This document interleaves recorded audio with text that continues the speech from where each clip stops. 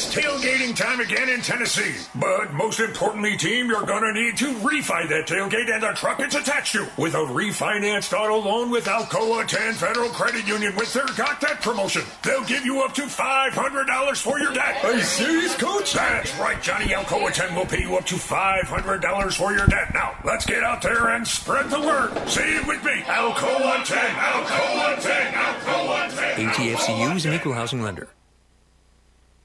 When I made the move to my own studio, I was worried about this. I was worried about that. I was worried about, hey, did I get this piece of equipment? Did I get that piece of equipment? Does that sound good? Does that not sound good? One thing I didn't have to worry about, that was office furniture, because Office Furniture Outfitters met my furniture needs. With a 50,000 square foot facility, they have East Tennessee's largest selection and are the best value for new and used office furniture. Located in Knoxville, it's easy to find everything you need for your new space, including desks, file cabinets, chairs, conference tables, and more. Office Furniture Outfitters is turnkey. They came to my place, we mapped everything out that was needed, they delivered, and get this, set everything up. To learn more about what Office Furniture Outfitters can do for you, log on to OFOKnox.com. That's OFOKnox.com. Deep down the middle's got his man, and he's gone. Jason Swain, touchdown. It's time for the Swain event. Guess what time it is? My time. You can check your iPhone. Better say it's our time. With your host, Jason Swain. My man. Real sports talk for the real sports fan. All you chumps are gonna bow when I whoop him. It's time for the Swain event, fueled by Dead End Barbecue. Give it to his mouth and a Ric Flair.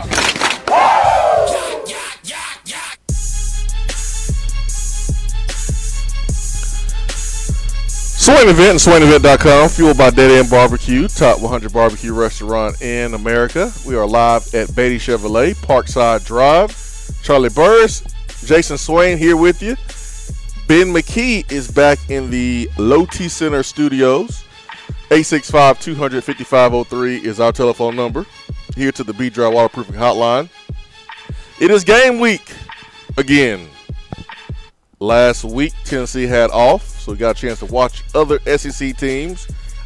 I thought the Saturday, the weekend, would be a weekend where us as Tennessee fans would not get upset because our team was not playing. But looks like that was not the case at all. We found a way to get upset like we normally do, right? That was what went on over the weekend, watching LSU failed to take care of business. Watching Texas A&M be an underdog and beat Kentucky and having the Aggie fans celebrate like they really beat a top tier opponent. But you know what?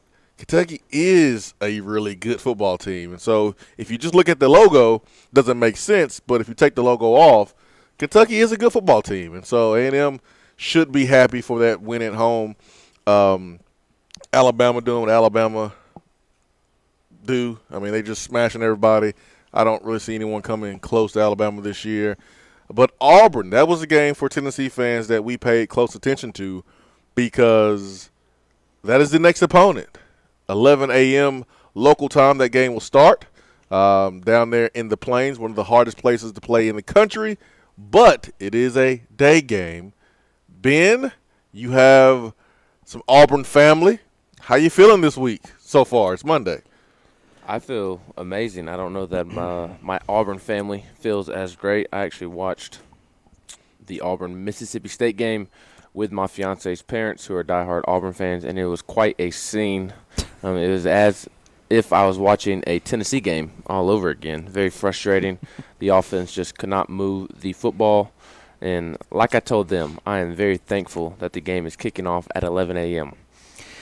Over the weekend I watched that game just by my lonesome. I'm a bachelor for a couple weeks. Wife's out of town for business, and I just tweeted out after I watched Auburn lose that look, Auburn looks susceptible to an upset here. It's a noon game. Tennessee's coming off bye week. Auburn just took a pounding, and their offense looks anemic at best. This is setting up nicely for Tennessee. I don't know if Tennessee can win, But it's like this couldn't set up any better. I don't think. I don't know how it could be a better scenario for Tennessee walking into this game. That's all I said. I didn't say they were going to win. Yes, you did. In the eyes of a lot of people, I did. You're calling an upset. I said they look I believe the words I used were susceptible to an upset. They look susceptible to an upset. And I said, I don't know if Tennessee can win, but they look susceptible to an upset. And where Tennessee fans' minds were at the time, they just jumped down my throat. We're going to lose by 50. We suck. This is terrible. How dare you say anything positive? And so it's rough. I didn't necessarily know how to respond. I was just giving my genuine, look, Auburn doesn't look good. What do you want me to say? Am I supposed to be like, well, Auburn looks like garbage, but they're definitely going to murder Tennessee? No, they look bad. They look bad. And it sets up, like I said, time-wise, it sets up nicely for Tennessee. But, Vol fans are in a rough state of mind at the moment. I mean, the good thing is, Ben, is the Florida game. Okay, you were at home, and the home crowd was going to be behind your back and all that good stuff. That's great. But I remember playing with Casey Clausen, and he would say he would rather go on the road. The reason why is because you have less distractions. You don't have people wanting tickets. You don't have all your family and your people at the game and just all the distractions that come with playing at home. Yes, you get the home field advantage, and that's great. But on the road, it's just strictly football. It's a business trip. And Casey Clausen preferred playing on the road, and we know that watching him as a fan because he did a great job going on the road and winning. But I'm just letting you know from that locker room why he preferred away games. Last week, or 2 weeks ago, whatever, against Georgia, we saw Tennessee play better. We saw Tennessee play harder. You didn't have the 98-team celebration. You didn't have all these distractions at home.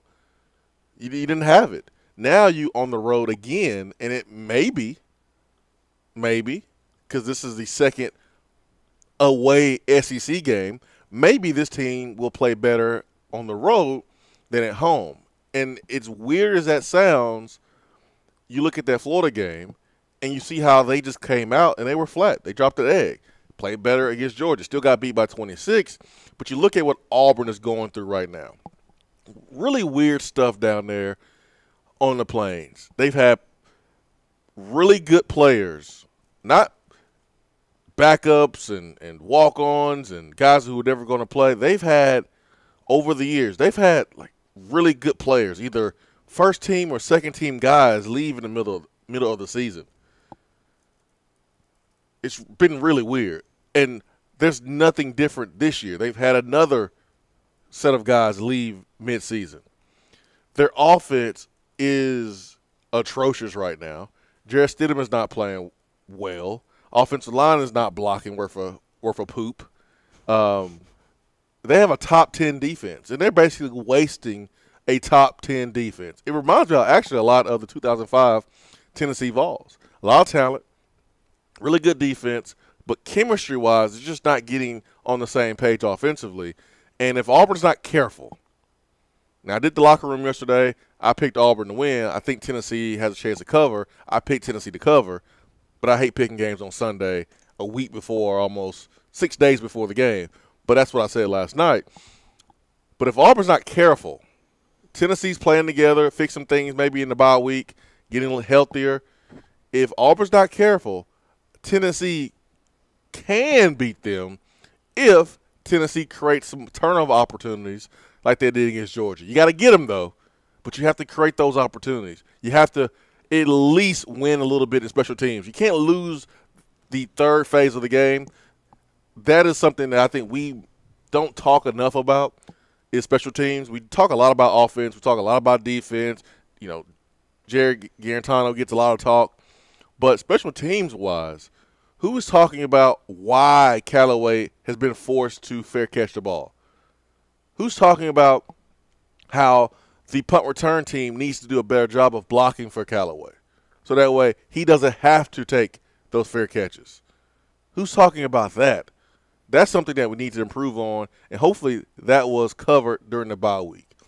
another great thing about the bye week, on top of getting healthy, is if you are a GA or quality control person, you probably spent a lot of time charting plays, charting what do you do on second down, or first down, third down, charting different downs and distances, trying to see your tendencies. Because if you can notice your tendencies, you know Auburn has your tendencies down pat.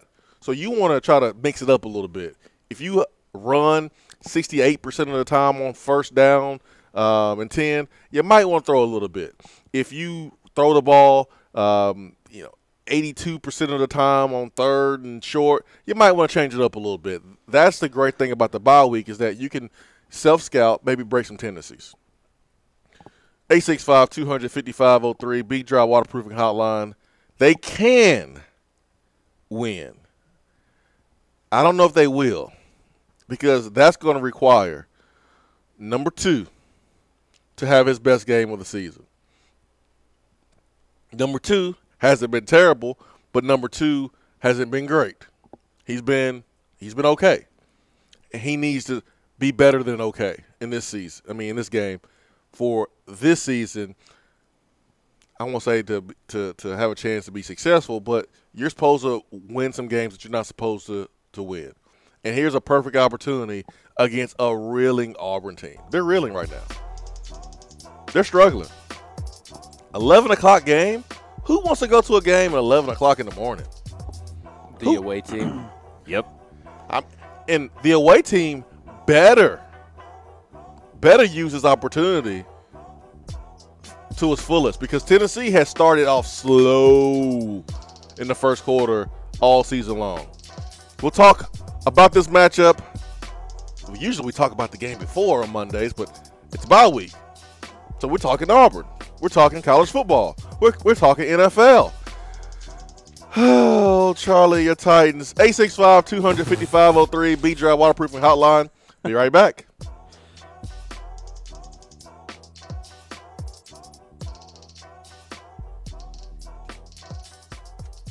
You don't have to take an L just because you can't listen to the Swain event live. You can catch up on the podcast posted daily on the app, online, and on iTunes.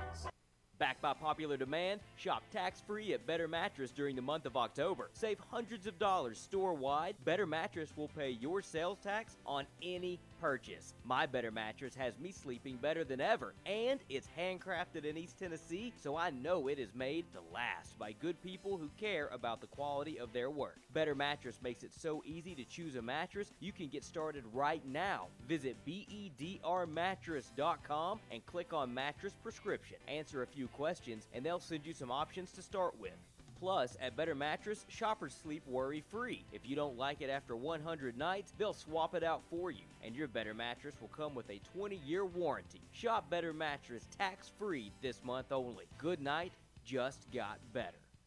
Top 100 barbecue restaurant Dead End Barbecue has a new slew of daily specials. Enjoy a different special meal every day, like the Chipotle chicken salad, the chicken tender sandwich, or the kitchen sink burrito filled with brisket, pulled pork, and chicken, not to mention queso, jalapenos, and more. It's called the kitchen sink for a reason. Dead End isn't stopping at your plate, though. Be sure to check out their new summer drink offerings, including the Big Orange Crush, My Clementine, or the Tequila Squirt. There is always something new at Dead End Barbecue. Located off of Sutherland Avenue, Dead End Barbecue.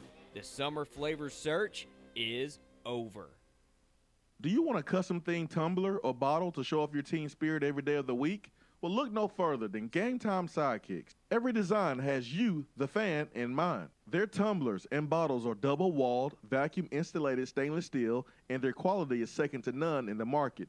From stainless steel sippy cups to tumblers and sports bottles, Game Time Sidekicks offers something for the fan of all ages to rep their team with. They have many different logo options, so fans will have something they are proud to carry around all the time. Use promo code SWAIN at checkout to get 20% off of your entire purchase at GameTimeSidekicks.com. They also offer $5 flat rate shipping. Be sure to check out the Game Time Workshop on the website and customize your tumbler to make it one of a kind with things like your nickname, number, or initials.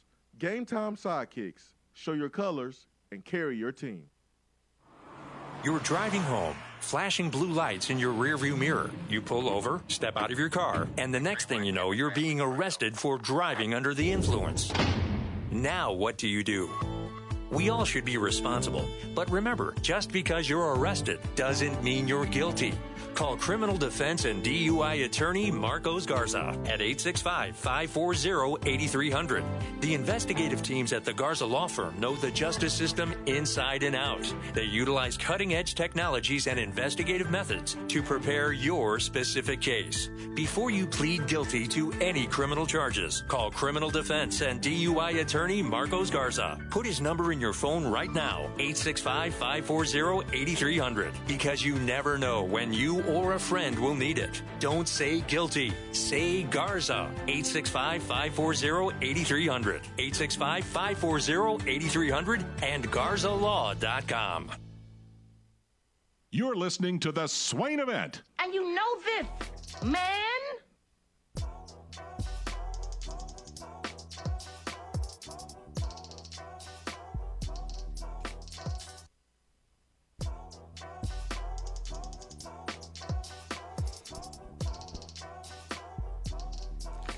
Tennessee, they can win.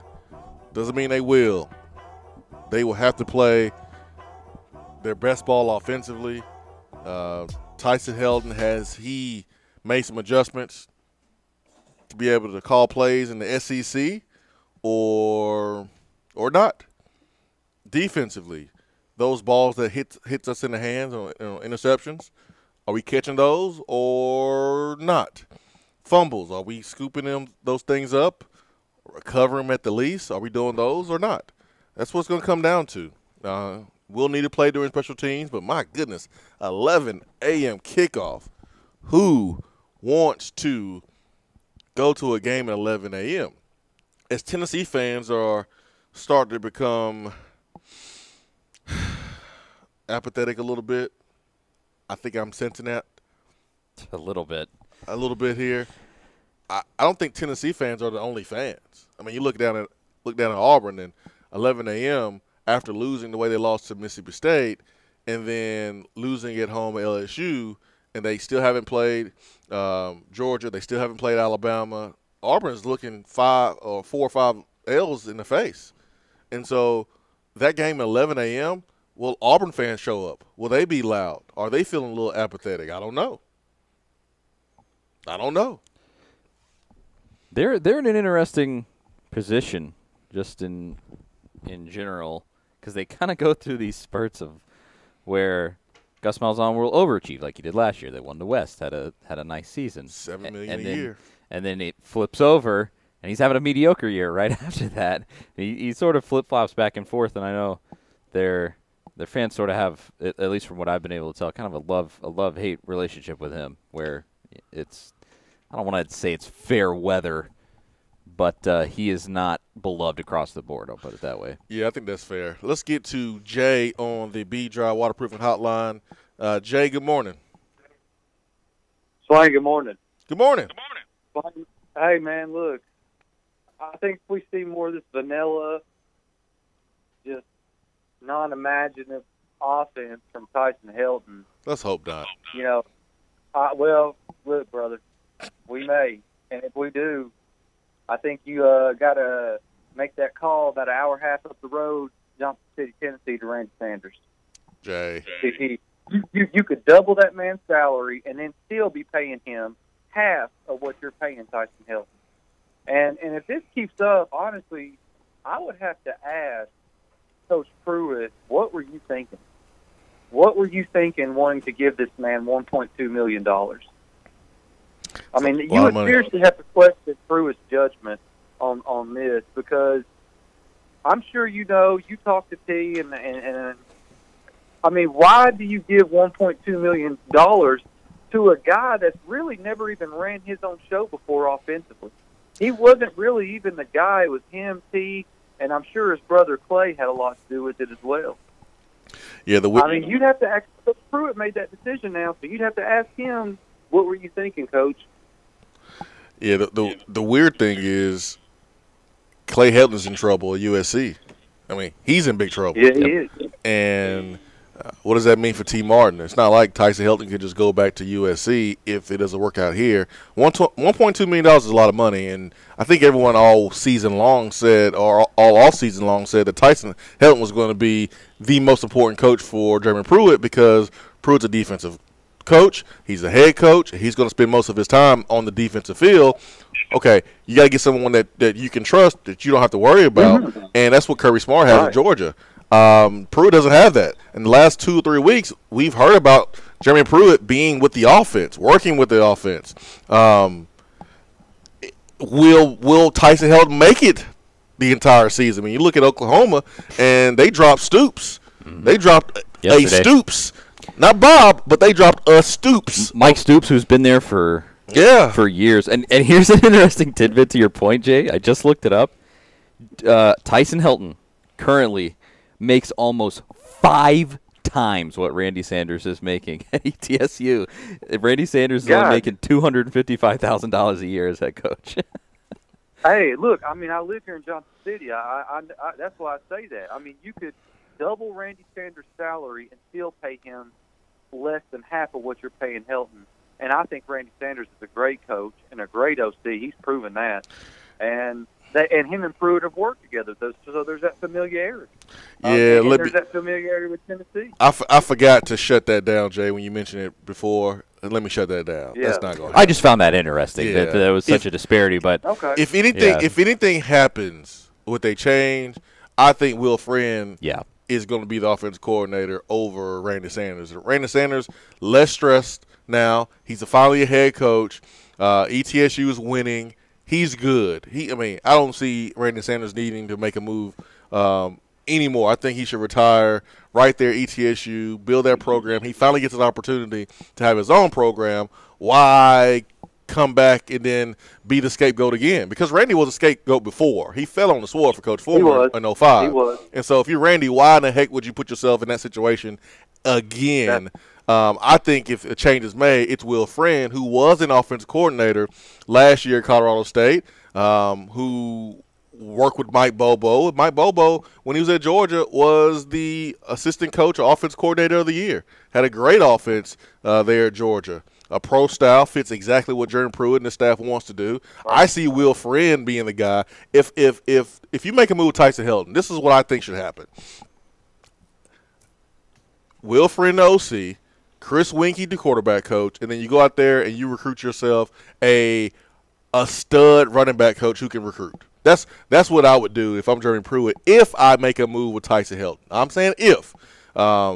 1.2 is a lot of money, and now you have to be – I think you'll be on a hook for him for 2 or 3 years. That's a lot of money. Every time a new month rolls over, he's getting paid $100,000. I mean, that's a lot of money. But, hey, this is Tennessee. We like to pay people for not working. It'd be no different. The only difference is it would be an assistant coach and not a head coach. So it's not a ton of money, but it's still paying someone to not work for you. That's what I see happening if Tyson Helton does not resume his duties next year. I see Will Friend being the guy. Well, I just kind of assumed, when I saw his salary, I just assumed this guy must be a stud. Because I was like, there's no other way they would pay this guy this kind of money if they didn't think he was an absolute stud of a play caller, an offensive coordinator. But Swain, just switching real quick, I know you mentioned on Twitter you would look into that Georgia decommitments. Have you heard anything why these kids are decommitting from Georgia like this? No. Or is it just I have not. I will do that during the break. They got these things called text messages that you can use. It sends messages to people. So I'm gonna use that during the show and try to get an answer for you. Fancy new technology. Yeah, I'm gonna try to do that for you, Jay. That'd be interesting, guys. That'd be interesting. I appreciate it. Thank you, Jay. Appreciate it, man. Yeah, that hire of Helton was very interesting from the beginning. That salary is pretty astronomical for a guy with his really lack of experience as an actual. That's big money, man. OC. I mean, $1.2 million is not something to trifle with, and so that's big money. I don't necessarily already want to be talking about a coach's job being in trouble, but it's hard to look over it when you see a guy. You've already mentioned it. When you see a guy like Jeremy Pruitt, who is a defensive guy who came in and you thought across the board you'd really only see him working with the defense. When you see him at a practice, both practices I saw last week, he's working with the offense. That's not a great sign. That's not a good sign at all. Yeah, I mean, we've just seen this before. Like we've seen this before. We've seen offensive coordinators who get the blame when they're not necessarily at fault all the time. And, we've seen coordinators who are not good on offense and defense. And, we've seen this before. We've been through so many coaches. I mean, we're on our fifth coach in the last 10 years. So we've seen a lot of different offensive coordinators. And this just doesn't look good right now after playing 5 games. And so that's why the bye week is so important. Not saying that Tyson Helton is going to be let go or something's going to change or he's going to move on, but if this continues for the next 5 games or the next 7 games, then I don't see how you sell Tyson Helton in 2019. You have to make some changes. You have to. And so I hope that Tyson Helton, Jeremy Pruitt, comes together and they have more success on offense, because defensively, I won't say this defense is terrible, but I won't sit here and say that they're Auburn either. This defense can give Tennessee's offense a chance to make some plays. I mean, for them to kick an onside kick against Florida, and then Florida go 3 and out, and then Tennessee get the ball back, but then you make a bonehead play on offense, and then you put Tennessee's defense right back in a terrible spot, the safety, and then they go down and score. Tennessee's defense can only do so much. It's not that great to be able to hold on with the bad offense. I mean, like Auburn can still win if they have a little bit of success on offense, just a little bit. You can't kick 3 field goals, but just a little bit of success. They can win, 17-14, 14-10, something like that. Auburn can still do that with the bad offense. Tennessee can't do that because our defense is not as good as Auburn's, and our offense is probably as bad as Auburn's right now. Yeah. I mean, it's bad. And so hopefully Tyson Helton fixes everything that went on. It's time to let Jared just do his thing. Throw some quick passes, throw the back shoulder fade. You're going to have to let him go. And Jared's going to have to play better. He's going to have to do a better job of like Jesse Tomlinson said last night on Locker Room, throw receivers open better. He's hitting receivers, but back shoulder, back hip, making the receiver have to stop a little bit. I'm glad the ball is getting there, but there's a difference between throwing a guy open so that way he can go score, he can run after the catch, and catching the ball falling down, and now you have 3 downs to go pick up another first down. Our offense is not good enough for that. So when we have a chance to score, we got to go do it. And Jared has to be better there too. Offensive line has to be better. Running backs have to be better. Everyone has to be better. And that bye week of sitting back on the couch watching the other teams in SEC play, hopefully that's been it's had a positive effect on our players, our coaches, and everyone in our organization. But we didn't lose over the weekend. That's good. That's something. But Charlie, your team did.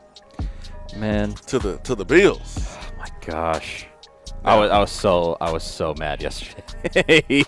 my Sunday, while in a general sense, was pleasant. For the few minutes after the Titans game, I was incensed because it was so clear that they shouldn't have lost that game, but they did. Who's sicker, you or Seth Stokes? Oof, I don't know about. I mean, because at least with the Titans, there's been some hope. The Falcons just got embarrassed, sucking, man. Got embarrassed on national television, man, by the Steelers. Swain event around the SEC coming up next, live from Beatty Chevrolet, Parkside Drive.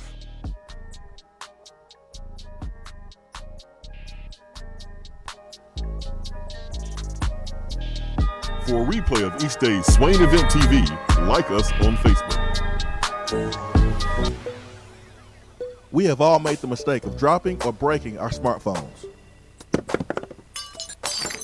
See? But did you know that you can have it repaired for a fraction of the cost that it takes to replace it? Well, you can, because iDrop is the area's leading mobile repair store, home of the 1 hour or less phone repair, 1 year parts warranty, and #1 customer service. Broken screens, cracked cameras, charging ports, batteries, you break it, we'll fix it. If you didn't break your phone, protect it with one of our leading accessories such as LifeProof, OtterBox, UAG, Incipico, Caseology, and Spec. Visit our West Hills location at 7115 Kingston Pike between Office Depot and Hardee's, or call 865-888-9740 and speak with our trained technicians to see how we can get your phone working today.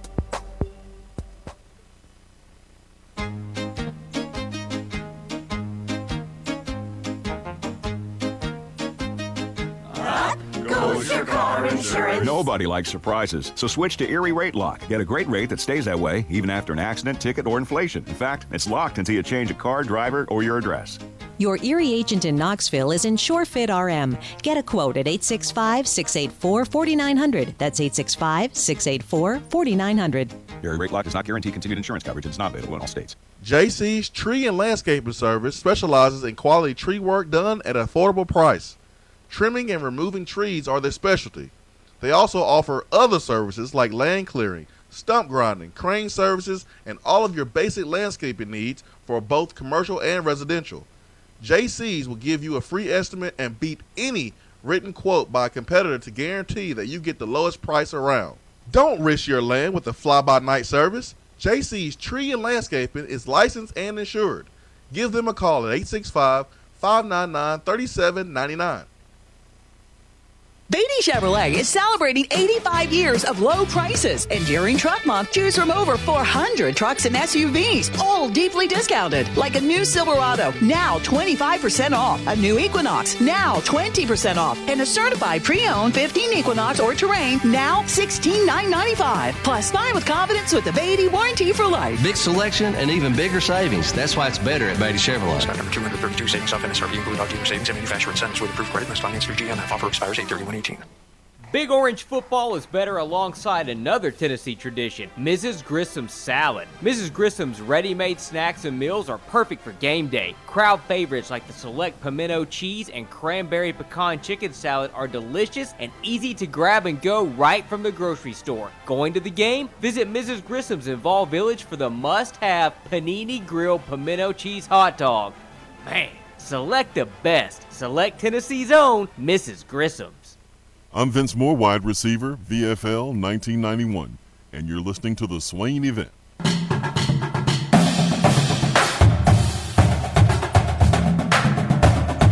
Around the SEC, powered by 42nd Street Marketing, your game-winning play call for design, marketing, and branding.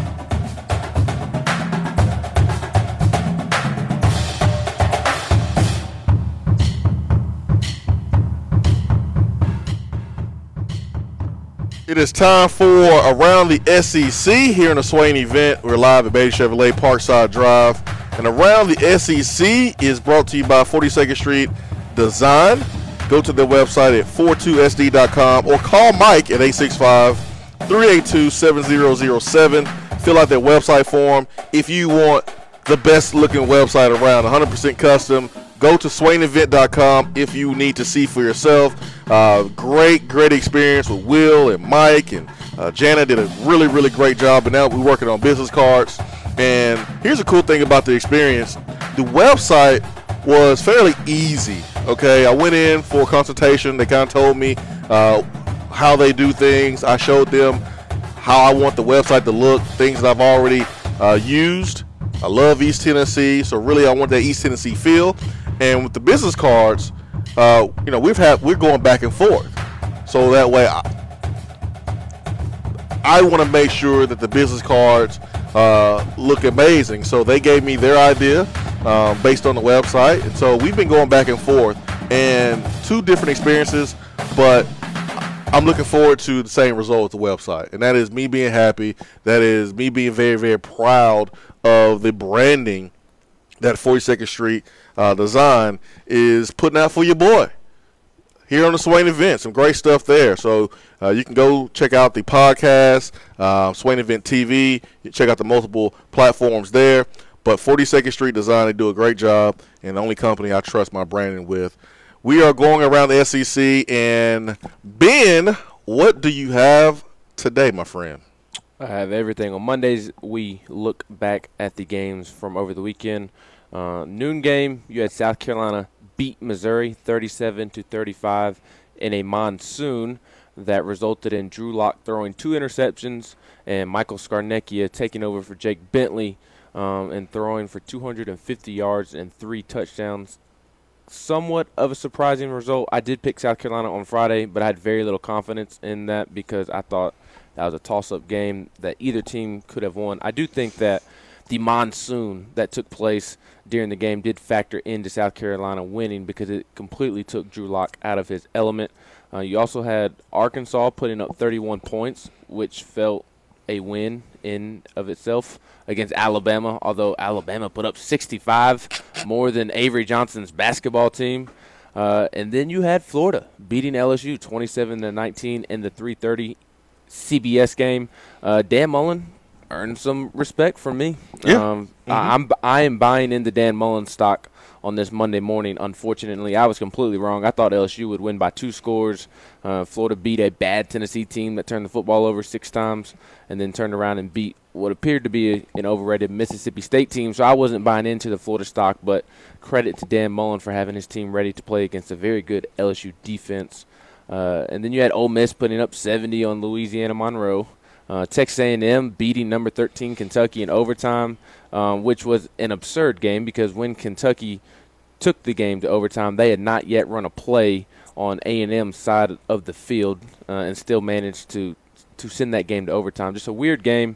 And then you had Georgia blowing out Vanderbilt 41-13, and the mood there was that, yes, another blowout on the scoreboard, but Georgia played sloppy for a second consecutive week, and then you had the abomination of Auburn's offense losing to Mississippi State 23-9. So a couple blowouts, but some very interesting games around the SEC this weekend. I mean, you want to go undefeated. You want to win every game. But the next best thing to winning every game is to improve each and every week so that way you get hot at the right time of the season.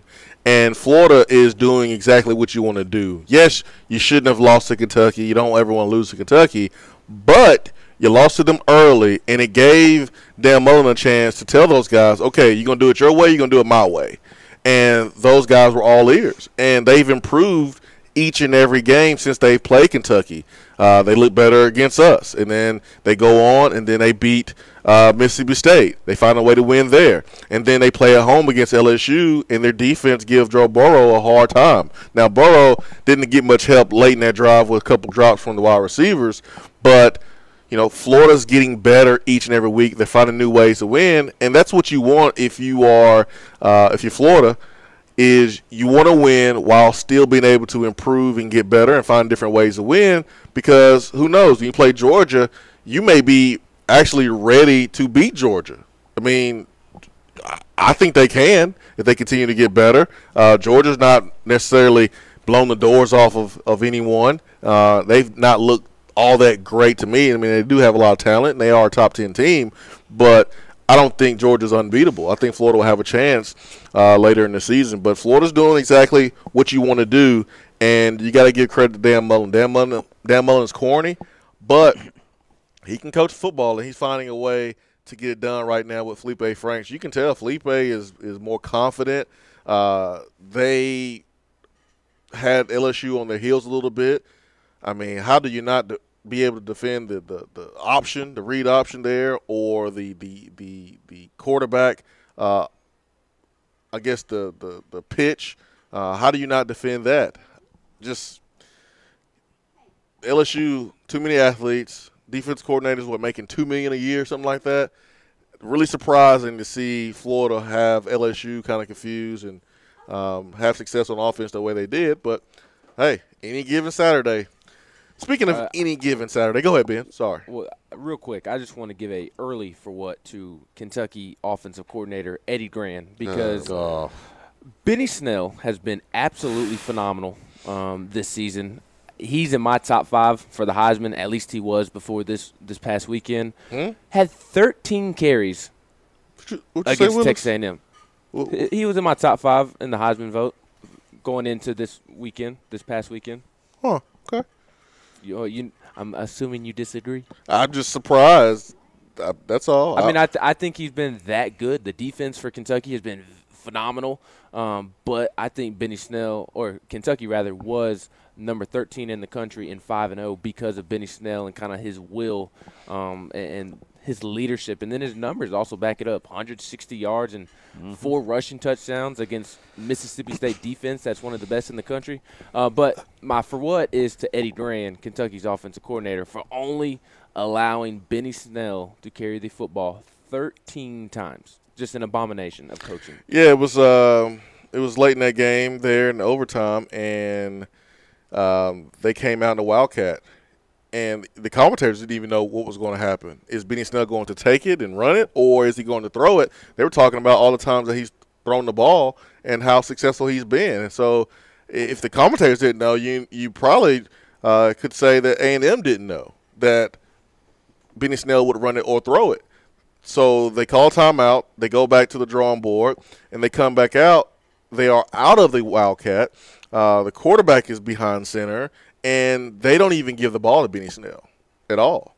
And it reminded me a lot of James Franklin a couple weeks ago against Ohio State when Penn State had a chance to win there on 4th down and 5, and they took the ball out of Trace McSorley's hands. And, I mean, on a zone read, 4th and 5 run. And, I mean, they got no yards and lost the game to Ohio State. So, not a good day for Eddie Gran and that Kentucky offense, and an even worse call by Eddie Gran. And I'm a huge Eddie Gran fan. He's one of the good guys in college football. He was here for a short year under Lane Kiffin. Coach Ronnie Brown and Cadillac Williams there at Auburn in 2004. Eddie Gran is one of the best in the business, and he's a better dude. But, man, that was a bad moment for Eddie there as they lost to Kentucky in overtime, 22-14. I like it, man. I like all the stuff going on around the SEC, man. We need Tennessee to get in on a W this weekend for sure. My main question after this weekend is, should Tennessee fans be incensed in the way that they are? Because there was so much that I saw, so especially should they be burning incense? What should they be burning incense? Should they be as fire hot mad as they appear to be? At Florida beats LSU, and there's just this wave of, how can Florida do this in year 1 and we're here as bad as we are? I feel some of that. I can't lie. Florida has a roster that is better than Tennessee's, but not by that much. And they can go out and beat LSU. So is it justified for Tennessee fans to be this angry? Preseason, I said that Florida's roster was better. It is definitely better. And folks did not want to hear that. Folks started looking at the recruiting rankings, and I was like, guys, those sites, they're good sometimes, and sometimes you can't go by them. Here's a time you can't go by them. Florida's roster is better. You don't want to hear it, but it's the truth. They have better players right now. They have better players physically, and they have better players mentally who they're not as beat down mentally as Tennessee has been over the last couple of years. Now, they had to change their strength coach, and they had some problems in the strength conditioning program, but not as bad as Tennessee. Tennessee is on their 3rd strength coach in 3 or 4 years. And so, yes, Florida's had some changes, but they're still in a better spot. And today, Dan Mullen is a better head coach than Jeremy Pruitt. Yep. Jeremy Pruitt would probably admit that. Certainly. When he was talking to recruits, he was talking about, hey, recruits, good thing you're not here now in year number 1. We're going to be better than we are now, and I'm going to be better moving forward than I am right now. This is going to be the worst year that I'm going to be a coach at Tennessee, and some of that is because this is his first time being a head coach. There's going to be some growing pains. I expected that. I was not surprised when we saw some of the things in the Georgia game, or we saw some of the things in the other games. That's part of the growing process. I expected that. And so they have a little bit better players, maybe a little bit more than better, a little bit better, but they're better. And then they have a better head coach right now. And so what you hope is that when Tennessee gets their players, when Pruitt recruits the guys that he thinks can help him win at Tennessee, that he is the head coach he needs to be to take that talent, develop them, and then go beat Florida and go win some games. But I understand the frustration. I really do. Because you felt like you were close to Florida. Like you felt like you were there. Their record wasn't that great last year. They had a new coach. You beat them 2 years ago. And now it looks like, whereas a year or so ago, you were right there neck and neck, but now it looks like they're out with a lead on you. There's a significant gap between you and Florida where it wasn't like that a couple months ago. I understand that feeling. I really do. I really do. What you hope is that Tennessee continues to recruit at a high level, that they can kind of push Florida off, hold them back, and Tennessee be able to get better players, and that in 2 or 3 years you have better players, and then by the time Pruitt is in his second or third year, he is the coach he needs to be as a head coach to go out and win football games. So I understand the frustration. I don't have anything to tell you as far as what not to think, and you're wrong, because you're not. I rolled my eyes when Florida won. I'm sitting there looking at Joe Burrow like, man, come on. LSU wide receivers, what are y'all doing? LSU defense, wait a minute. I thought you guys were DBU. I thought this defense was supposed to be stout. What are y'all doing? I found myself rooting for LSU during the game. I'm just keeping it real. I'm not gonna sit here and lie. Yeah, I was rooting for LSU. I wanted Florida to lose. That's what you do when you want a team to lose. You're probably rooting for another team to win. And I was doing that with LSU. So I understand the frustration, but I'm not gonna carry that frustration out on Jordan Pruitt and get mad at him. He's in his first year. It's a really awkward situation that he took over. He has an AD that is around the program. He's coaching a little bit. Pruitt seems not to be bothered by that. We'll see how that works out. You have a grad transfer center that got hurt. You have a group of wide receivers they the best group on offense, but they're not explosive. They're not fast. They're a bunch of guys who all do the same things, so they can move the chains, but can they put up points on the scoreboard? I mean, we haven't seen much of that since Marquez Callaway in last year's Georgia Tech game. So it's not like you could just change things overnight.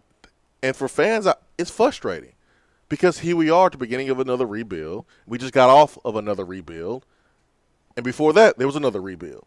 So here's a third rebuild, and I understand the frustration. I really do. I don't know what to tell you. I really don't. I really don't. All you can do is go back to the drawing board if you're Tennessee and find out. I don't care if you are a manager, if you are a booster, if you are the head coach, if you're assistant coach, or if you're a second string player on offense and defense. But everyone has a job to do. And I hope that looking at Florida over the weekend or looking at Kentucky and their success this football season or looking at Georgia, how they've been able to, in 3 years, go from underachieving to boom, maybe the only threat to Alabama in the SEC on a yearly basis. Hopefully all the folks who have a job to do, again, coaches, supporters, boosters, fans, whatever, hopefully this makes you want to do your job a little bit better because people are starting to lap us. People are starting to pass us by, and it's not going to get any easier. It's not. Texas A&M, they're going to figure it out. They didn't hire Jimbo Fisher just because they wanted a name. They want to win. So they dropped $75 million off to Jimbo Fisher for a 10-year contract. So they're coming. Florida's coming because they went out and got Dan Mullen. So they're going to help him be successful. Like, our people better figure it out. Our Tennessee people better figure it out. Or we're going to be the new Kentucky of the SEC. It's going that way. It's just the truth. Yep. Like, let the bye week be a message to you. Let the bye week be the learning experience for you. If you are leadership, if you are a player, if you are a coach, or whatever, look at what everyone else is doing. You can't just roll your helmet out there and go, hey, we're Tennessee, everybody lay down. Those days are over. Tennessee is being looked down upon. You ever get into an argument with another fan base, another person from another fan base, and they drop the whole, you haven't been relevant 10 years, and you don't know what to say, and so you start talking about their history versus our history? You lost the argument. We've lost that one. When we have to drop history, we've lost that one. Because they're right. We haven't been relevant. So I look at the bye week, and for me, it was a good time to say, you know what? Hey, let's all work together. Let's all work together. All right, let's knock out Attaboy before we take a break and go to the phones. Attaboy is brought to you by Premier Surgical and PremierSurgical.com. October is Breast Cancer Awareness Month. Every 2 minutes, a woman in the United States is diagnosed with breast cancer, and it is the second leading cause of cancer death in women. Premier Surgical's physicians partner with each patient to help them choose the treatment option that's best for them, including breast-conserving surgery. So go to PremierSurgical.com right now for more information about Breast Cancer Awareness Month. That's PremierSurgical.com. Expertise you can trust. And I just have an attaboy from over the weekend, specifically yesterday. Yesterday kicked off here in Knoxville the Pedal for Alzheimer's campaign. It is a 3-day ride from Knoxville to Daytona, Florida. 3-day bike ride, and not a motorcycle, an actual bike. 1,028 miles from Knoxville to Daytona, Florida, and the event is obviously meant to raise awareness and raise funds for all the cause of Alzheimer's. It's called Pedal for Alzheimer's. You can go to pedalforalzheimers.org to find out more about it. And just thought it was a very cool thing. Obviously, there is the significance to Knoxville because of Pat Summit and her battle with Alzheimer's that ended her life. And so I love seeing this. It's a great event, great cause, and an attaboy to everyone involved in that from me. I'm going to give an attaboy to Steelers offensive lineman Marquise Pouncey, the police chief for the city of Pittsburgh, tweeted out, "Way to go, Steelers. Offense and defense played well and showcased the team's talent and discipline. Thanks to Marquise Pouncey for giving Pittsburgh police and our youth a chance to enjoy the game and get to know one another. We are building our future together." And every game, Marquise Pouncey teams up with the Pittsburgh Police Department, and he offers seats to officers and youth in the city. And so I just want to give him an attaboy and recognize what he is doing out here in the streets. That's awesome. A lot of folks want to only look at the negatives when talking about athletes sometimes. And so they are in the communities. They are doing work. It just takes a little recognition for folks to see that and understand that they are out here. So attaboy to Marquise Pouncey. Yeah, I love that initiative. PK Subban, who plays for the Nashville Predators, he actually does something very similar in Nashville, bringing the community and the police officers together like that. It's a great cause. Ben, you got attaboy? I'm going to give the Atlanta Braves an attaboy today because they had their backs against the wall last night to the Los Angeles Dodgers, down 2-0 in the series, and Ronald Acuna gave the Braves and Braves country some hope there, and I believe it was the second inning with a grand slam to really open up the floodgates, made it 5-0.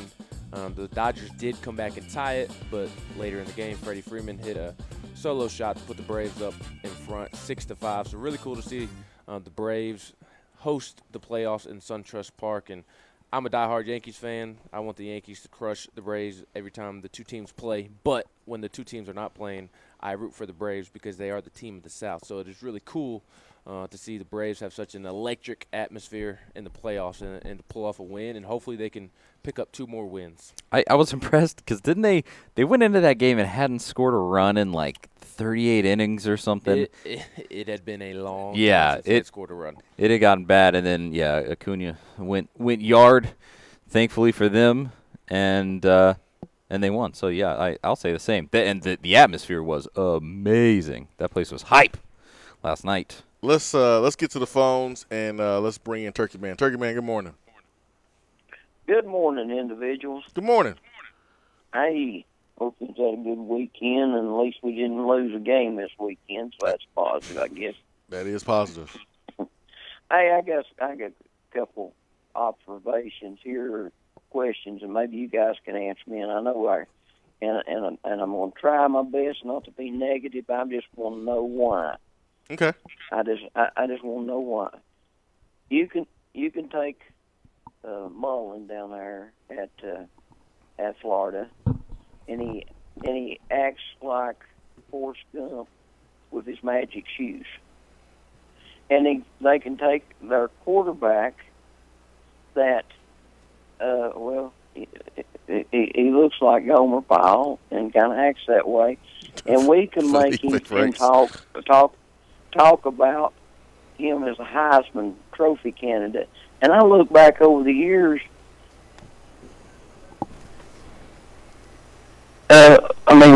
We've had Florida take somebody that didn't amount to nothing and look like gangbusters. We've had Vanderbilt and whatever their quarterback looked like he was a candidate for the Heisman Trophy.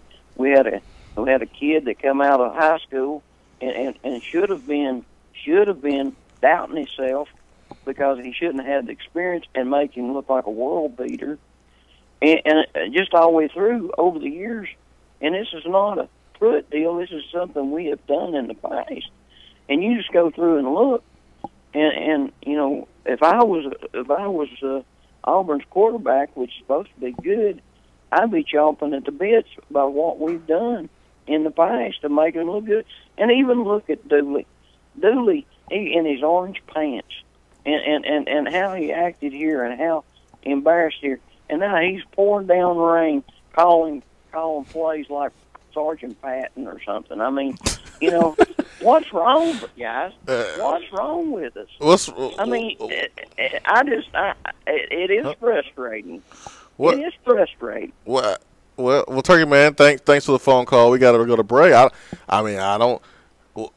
What does Dooley calling plays in Missouri has got to do with what's going on wrong in Tennessee? I don't understand that. But Felipe Franks, he was one of the top quarterbacks coming out of high school, so he's got talent.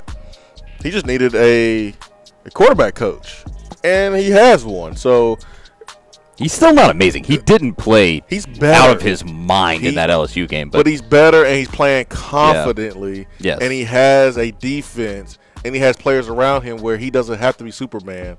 865-255-03. Hour 1 is in the books. Hour 2 around the corner here at Beatty Chevrolet Parkside Drive. BeattyChevrolet.com, home of the warranty for life.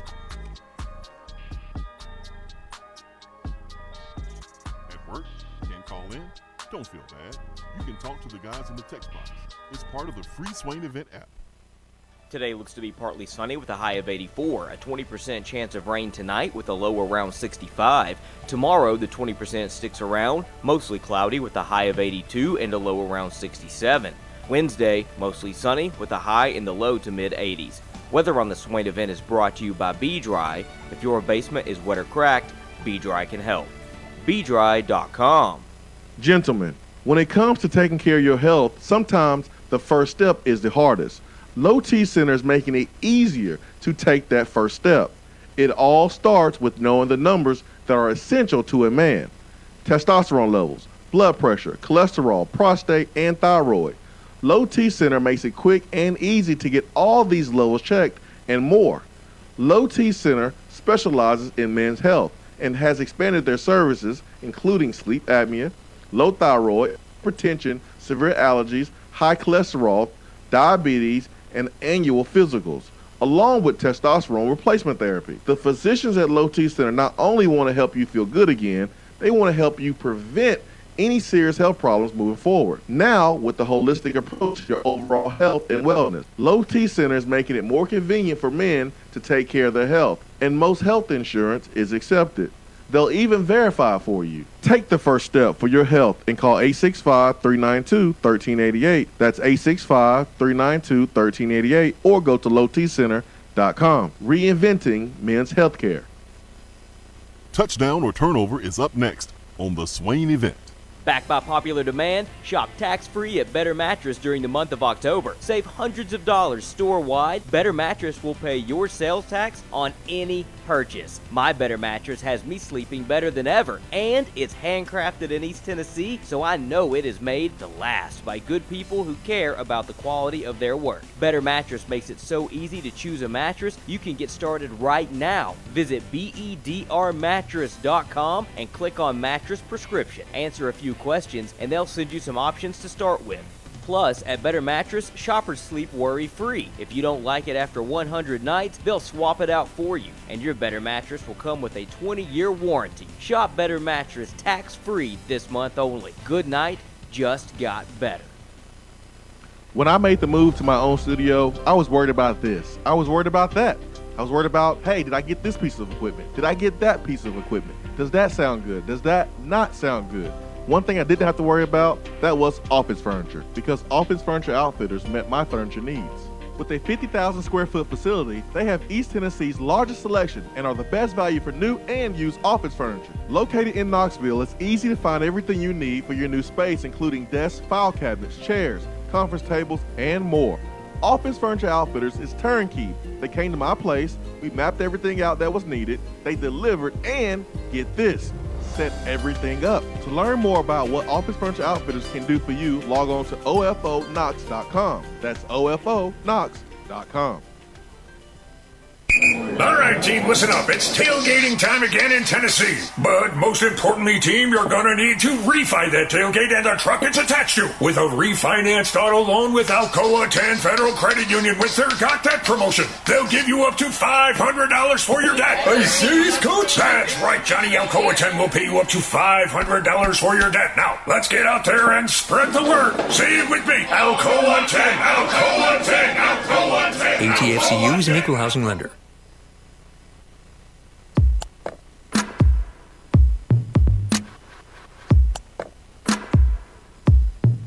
Touchdown or turnover is backed by Alcoa 10 Federal Credit Union, a place where you belong.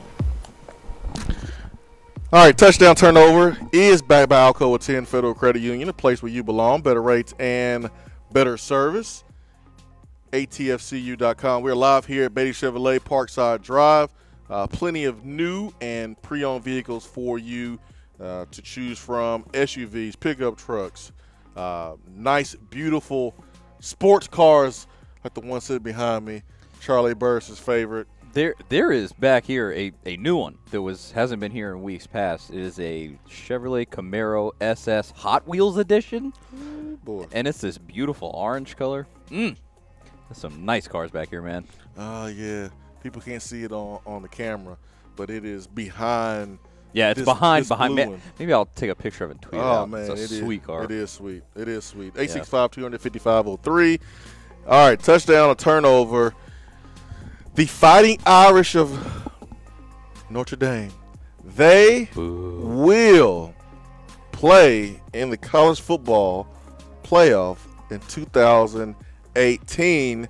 You look at their schedule, and their schedule is looking really favorable for them to be able to run the table.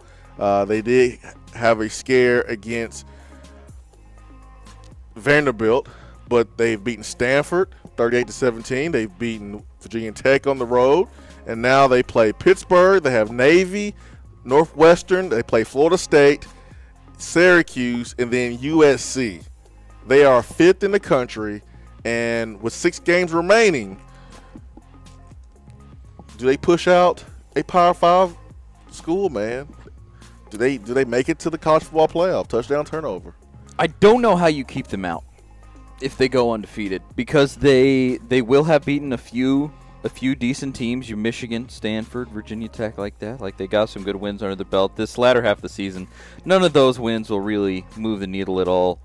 But I would say their toughest opponent remaining is like Syracuse. Maybe Syracuse. Yeah. Maybe Genuinely. Syracuse gave Clemson a run. Of course, they lost to Pitt over the weekend. I don't know how you explain that. But it may be Syracuse, Florida State. Florida State looked a little bit better against Miami, but I don't think Miami's very good either. But I don't know how you keep them out. I think you got to put them in the playoff, and I think, honestly, last year with having to put 2 SEC teams in the playoff was not good, I think, in the eyes of the playoff committee. And this is almost a nightmare scenario. I think it's worse. Yeah, for sure. And I personally, I love it because I want to see it get expanded to more than 4 teams. Because I just love a playoff in any sport. It's just so fun. Single elimination playoffs are awesome. So, yeah, I'll say that they do win out, and I think they throw a wrench in the whole thing. I think it's going to be bad. All right, Ben, you go, and then I'll hurry up, and then we'll get to Trevor on the B-Drive hotline. Ben, what you got? Touchdown, turnover. The Irish, you have them going to the college football playoff. Turnover. I think they will slip up and lose 1 or 2 of the remaining games on their schedule. I could see them losing to Syracuse the second to last week of the season. I could see them losing to Florida State, a Florida State team that gets a little bit better each week. At the end of the day, a guy like Cam Akers is capable of single-handedly beating Notre Dame. And even a team like USC, who's starting a freshman quarterback in JT Daniels, they're getting better week by week. And then even Pat Fitzgerald at Northwestern. That's a road game and a tricky game. If you look game by game on Northwestern's schedule, their record isn't really indicative of how they're not a good football team, but they're not a bad football team like their record indicates. So I think Notre Dame slips up, but I do agree with Charlie. If they go undefeated, you have to put them in the playoff. Yeah, and Notre Dame is the road team on November the 3rd. They play at Notre Dame. So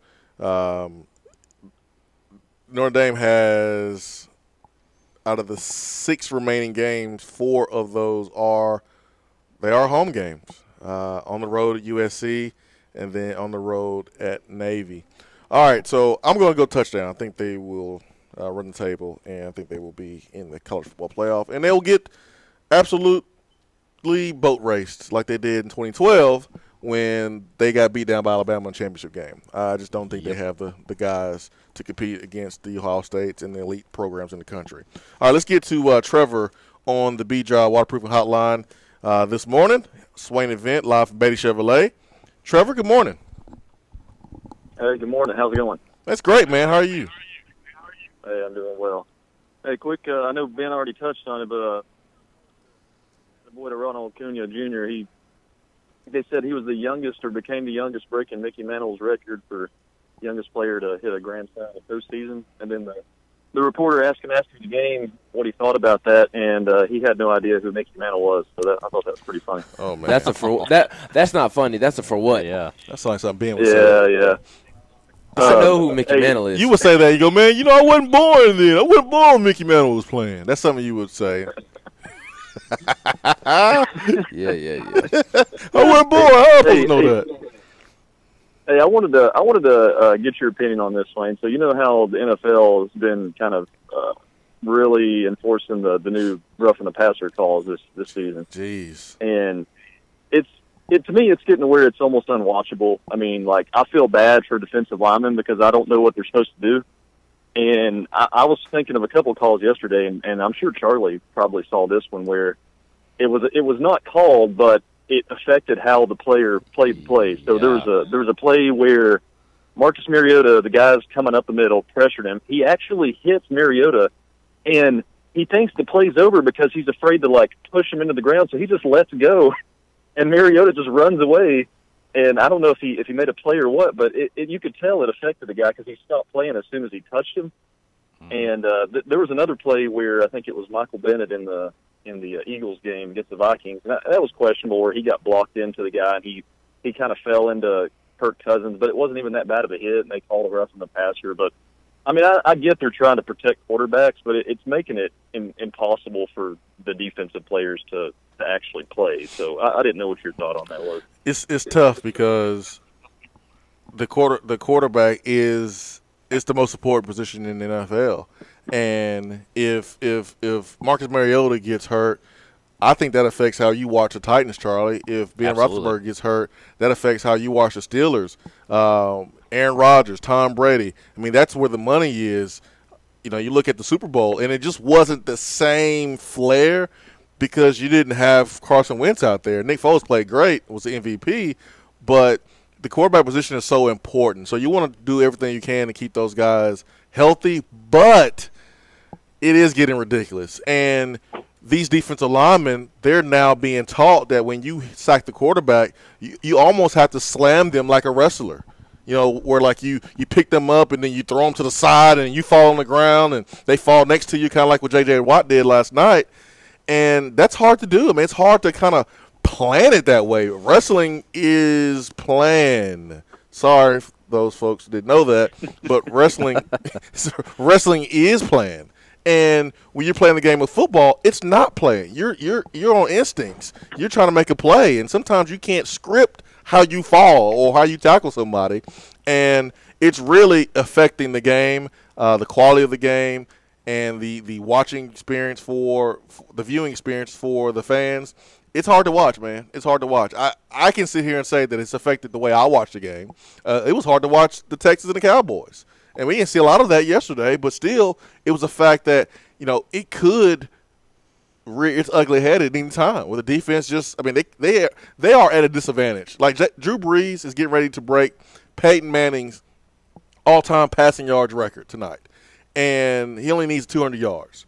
But we understand that because of the rules that have been so slanted towards the offense, that guys like Peyton Manning and Drew Brees, I mean, yeah, I don't know if they would have been able to do this 10, 15, 20 years ago when you were able to be more physical on defense. Hey, one more thing before I get off here. I want to ask Charlie's opinion on that Titans game. So, to me, the Titans are going to have to do something. I mean, you know, Delaney Walker went down in that first game, and the only guy they've got is Corey Davis. Like, that's an actual playmaker. I'm not going to be too mad at Nick Williams. I mean, he's basically a practice player. He shouldn't even really be playing on a main roster. Yes. I mean, that's more the Titans, you know, head office fault. I mean, you got to get some help from Mariota because, I mean, otherwise it's going to be a long season. So, in general with that game, the Titans weren't terrible. Their defense was still solid. I mean, the Bills only scored 13 points, but you're exactly right. And the one thing that I would really, really knock the coaching staff for yesterday was they never called a planned run for Mariota, and that's shocking to me. His legs are a game breaker, and the only time he ever ran was as a reaction to a broken play. And I don't know why that happened. But outside of that, you're exactly right. Like, I'm not knocking the coaching staff that much because the defense is good and the offense just needs dudes. And, Swain, you're alluding to it there if you're watching on the video. Go get Dez Bryant. Throw up the X. Come on. This is I was about to say that this isn't hard. It might take some negotiating. But, I mean, my goodness, the dude's just floating out there. And if anything, he's going to be better than Nick Williams, who dropped that touchdown pass. Good Lord. I think Dez wants to go back to the Cowboys. Yeah, he probably does, but he sounds so needy, and he's begging the Cowboys to sign him again. And, I mean, they need to. I mean, Dez Bryant would be certainly a help to the Cowboys, but he could help the Cowboys today. He could help the Titans today. And he can help the Browns today. Yeah, I mean the Titans, the only wide receiver that can consistently get open is Corey Davis. You don't have Delaney Walker. Your offensive line is, you know, Taylor Lewan went out yesterday. You got to get better players who can help Marcus Mariota out in a situation like that. It just is what it is. So, yeah, until they do that, it's hard for me to knock that coaching staff too much. But don't worry, man. The Jags lost. You know, they lost. We're still on top of the division. Yeah, they lost to the Chiefs, so you're still on top of the division. You would have liked to get some separation there, but hey, at least that is the positive thing you can take from that L to the Buffalo Bills. Charlie says he's not knocking the coaching staff. I personally am, and I said it last week that this was going to be a big test for Mike Vrabel. 3 straight emotional wins, and now you're playing arguably the worst team in the NFL. Does his team show up and play? And they didn't. And to me, that's inexcusable. It doesn't matter if the backups are playing for the Titans. They should realistically beat the Bills. And then maybe that's a little dramatic there. But I don't. Yes, the Titans have been ravaged by injuries, but they still should have beat the Bills yesterday. And Mike Vrabel did not have his team ready to play. And there's this motto, do it for the boys. The Titans are too worried about all this national attention that they're not getting. Well, you're not getting national attention because you don't come ready to play against the worst team in the NFL. That's a negative tally against Mike Vrabel in my book. I would almost put that more on the players because in that locker room there is an excellent structure of player leadership. There are dudes that all the players on the team really look to as those guys, and it was shocking to me because they've been so dynamic in that way so far in the season, really getting hyped up for these big games and playing up to their competition and doing these things.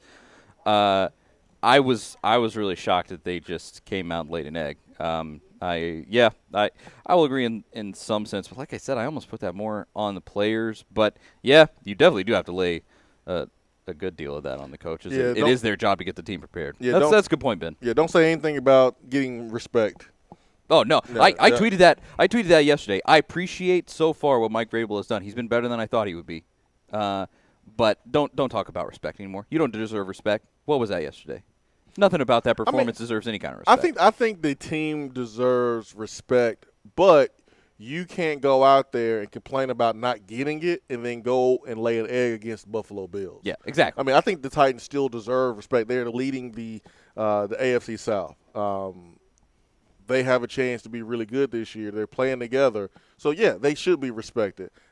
They play in Nashville, which I think is one of the best sports markets in the entire world of sports, but it is not New York. It is not L.A. where the Rams are or where the Giants are. It's just not. It's not Dallas. So, they fall victim, I think, sometimes to being in Nashville. Again, even though I think it's a great sports town, it's not a major market in maybe the eyes of the national media. And so maybe that's why they don't get the respect that they deserve. And they don't have a lot of personality on the team besides Taylor Lewan. They don't have a lot of Pro Bowl studs on that football team. You're Jarrell Casey. I mean, he's good. He's a vocal dude, and you got guys. Wesley Woodyard, he's pretty animated, but yeah, but he's not a household guy. I mean, no, Luan is like him. the know face. about it. Yeah, so it's early in the season. It was a bad loss. Yeah, they got plenty of games yes. left. You go out and whip up on the Ravens and all's forgotten. But the Ravens lost to the Browns. Don't tell me that the Tennessee Titans should not beat the Ravens. The Browns are not the same Browns. The Browns are still not good, man. The Browns are not good. Listen, man. The Titans are better than the Ravens. No, they're not. I think they're the same. I think they're at the same. At worst, Ravens have the best defense in the league right now. The Raiders? Who's talking about the Raiders? The Ravens. Oh, the Ravens. They have the best defense in the league right now. The Ravens. That was a low-scoring game where the Browns won, but the Ravens, they have the best defense. And so that's going to be a tough game for the Titans. If the Titans come out with the same plan and execute the way they did against the Bills, they will lose by 15 to 20 points to the Ravens. Yeah, that's true. These next couple games are not going to be easy for the Titans. Now, the Cowboys, they're not that good to me, but the Titans and the Chargers, two really good tests for the Titans. And the Titans-Chargers game is actually in San Diego, or not San Diego, but in L.A., so great opportunity to bounce back. But I'm telling you, the Ravens are not going to be a pushover. That defense is stout, and don't judge them because they lost to the Browns, because the Browns are not the same Browns. The Browns are better than the Bills, and the Titans lost to the Bills. So it's any given Saturday. Anybody can lose any time of the week, on Thursday, Saturday, Sunday, whatever. But the Ravens are not terrible. They are actually pretty good. They're a week removed from dominating the Pittsburgh Steelers. Yeah, they're pretty good, man. It's gonna be a tough test. The league's been weird this year. It's hard to make any kind of definitive statement about any team right now. That's what I've seen, because it's just week in and week out. I mean, you look at the Bills. They go and smack the Vikings around. Then they go get run by the Packers. Then they give the Titans a game, and then it's just week in and week out. It's hard to look at almost any team in the league. I don't know that there's a team where I just am like, yep, they are this way. Chiefs. The Chiefs are very good. The Chiefs and the Rams. The undefeated. They are good. But even the Rams, if the Rams have any kind of an off day on offense, their defense is very good. They're giving up 40 points a game. So, that's something. That's why they have a running game in Todd Gurley, because when you have a running game, you can always go back to, the bread and butter, which is handing the ball off to probably the best back in the league, in Todd Gurley. And he had 3 rushing touchdowns yesterday. He was excellent. And so they didn't need to throw the ball all over the yard, even though they probably did. They still have Todd Gurley. So the Rams are the real deal. The Chiefs are the real deal. Right now, they are the 2 best teams in the league. Let's get to do we have another Zach, or is this the same Zach? Same Zach. Same Zach. Same Zach wants to add. What's up, guys? Hey, Zach. What's going on, guys? How y'all this morning? Hey, man. Good.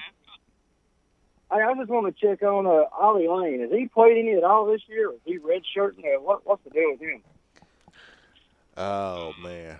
I thought that he was going to be in there this fall, because in the spring they were really pushing on him to be a contributor. They were pushing on him and Jerome Carvin, and we saw Ollie Lane in there, working with the 1s and 2s a little bit. But it looks like either he's going redshirt, or he's just not. Maybe he's going to be a player that can play a little bit in 4 or less games, and maybe he'll redshirt, but it's pointing to him just taking a redshirt, either playing less than 4 games or not playing at all in redshirt, maybe like J.T. Stroud. That's weird. All right, guys, that's a good question, though.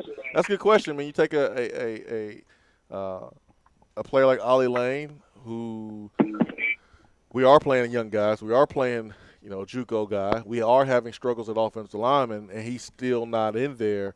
So that, I think, just speaks to maybe how ready he is not right now, whether it is physically, whether it's mentally. Sometimes it's best to just maintain a red shirt, so that way you don't crush a guy's confidence. You don't want to throw someone out there that clearly is not ready at all. And maybe Ollie Lane is that player, and that's okay. Like, a red shirt is okay. It's cool. There's a lot of people who've redshirted here in Tennessee that went on to be first-round draft picks as Dante Stallworth. So you don't have to come in and be an All-American in your first year like Trey Smith. It's okay to not be ready day one. Maybe he is that guy, because with all the struggles on the offensive line, with the offense, we're seeing other guys kind of get in there on the offensive line. Ollie Lane has not gotten in there. Not the end of the world, though, but really a great question, Zach. That's a really good one, because I was not thinking much about Ollie Lane this football season. I haven't seen him in there, and maybe he's just redshirting, and he's going to build that strength and be ready for, his next 4 years after this season. All right, 865-255-03. Hour 2 is brought to you by Alumni Hall. Get game day ready. Shop online at alumnihall.com.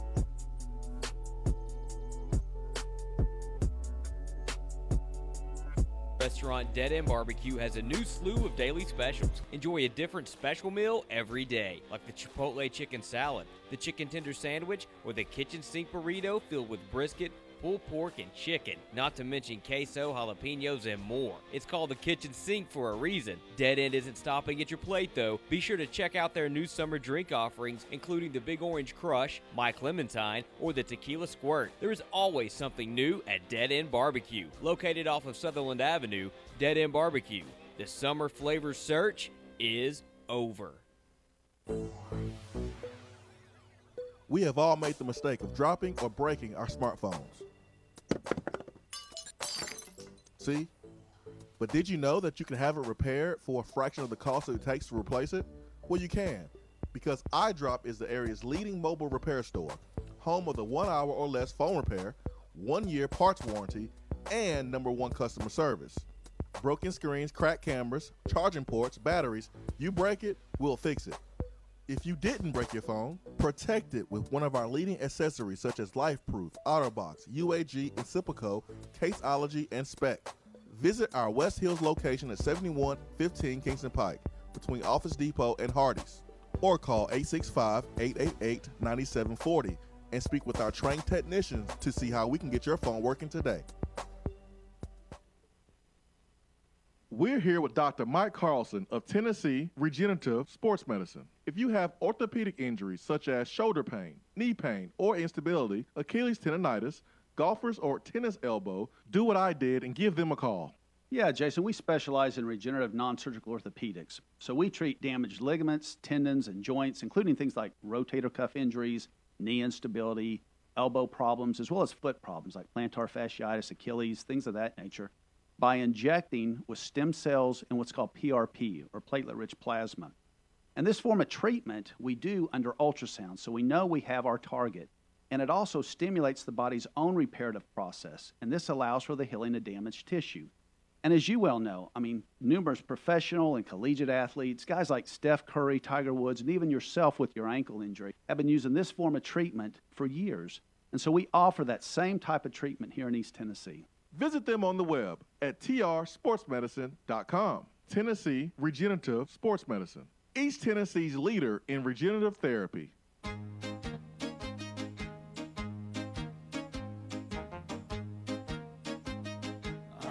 Goes your car insurance. Nobody likes surprises, so switch to Erie Rate Lock. Get a great rate that stays that way even after an accident, ticket, or inflation. In fact, it's locked until you change a car, driver, or your address. Your Erie agent in Knoxville is InsureFit RM. Get a quote at 865-684-4900. That's 865-684-4900. Erie Rate Lock does not guarantee continued insurance coverage and is not available in all states. Beatty Chevrolet is celebrating 85 years of low prices. And during Truck Month, choose from over 400 trucks and SUVs, all deeply discounted. Like a new Silverado, now 25% off. A new Equinox, now 20% off. And a certified pre-owned 15 Equinox or Terrain, now $16,995. Plus, buy with confidence with the Beatty warranty for life. Big selection and even bigger savings. That's why it's better at Beatty Chevrolet. Stock number 232, savings off MSRP, include all dealer savings and manufacturer incentives with approved credit list finance through GMF. Offer expires 8/31/18. Big Orange football is better alongside another Tennessee tradition, Mrs. Grissom's salad. Mrs. Grissom's ready-made snacks and meals are perfect for game day. Crowd favorites like the select pimento cheese and cranberry pecan chicken salad are delicious and easy to grab and go right from the grocery store. Going to the game? Visit Mrs. Grissom's in Vol Village for the must-have panini grilled pimento cheese hot dog. Man, select the best. Select Tennessee's own Mrs. Grissom's. You don't have to take an L just because you can't listen to the Swain event live. You can catch up on the podcast posted daily on the app, online, and on iTunes.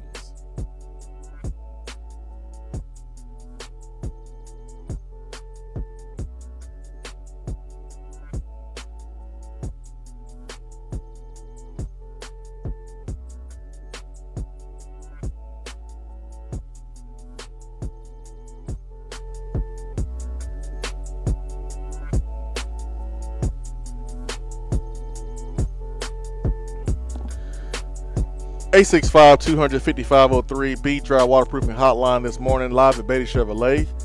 BeattyChevrolet.com, home of the warranty for life. And it's a beautiful day here in East Tennessee. So this morning, I got up about 5, and I was watching the news and trying to wake up fully, and left the house around 5:50-ish to come out this way. And before I pull off, I put out a tweet. You know, gotta put that morning energy out there, that Monday morning energy out in the universe, and hopefully it comes back times 10, right? And I put out a tweet that said, good morning. Hope you had a great weekend, and it's time to to kick some butt this week, starting today. Well, see what happened was I didn't necessarily. That's what it was supposed to. Yeah, say. I didn't say the whole kick part. I said it's time to get some butt this week. Good morning.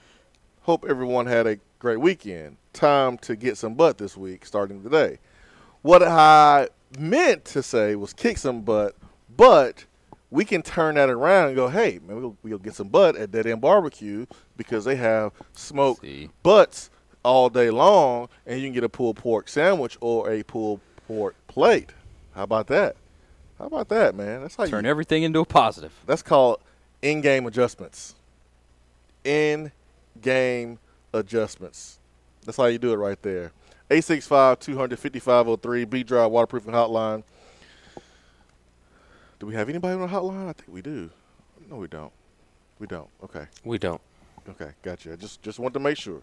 Taking a look at the text box this morning. Again, we're live here at Beatty Chevrolet, Parkside Drive. Who is Mariota? It's Mariota. Ben says. I go in and out of different ways I say it. Yeah, Ken has 3 master's degrees, so he's going to correct everybody here. Ben says, do we use Wood Anderson as effectively as we should? Feels like we would be passing to a highly touted tight end more. The answer is no. Dominic Wood Anderson, whether it's on him or it's on Tyson Helton, he needs to be used more. So he needs to be better at knowing where to go. And they need to do a better job of using him. And I see him being used as a wide receiver out wide against linebackers. And I understand you want to exploit that matchup, but that's a long throw. It's a long throw to the sideline. And so use him more in the middle of the football field, maybe some option routes. And to do option routes, he has to be really good about understanding the defense and being able to read on the run.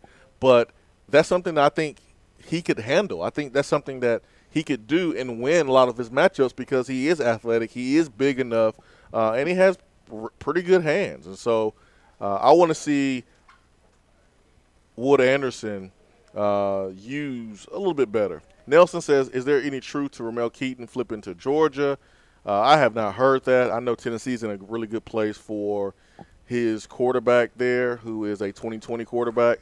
They're Marietta High School, so I have not heard anything about Ramel Keaton flipping to Georgia. I'll have to find out.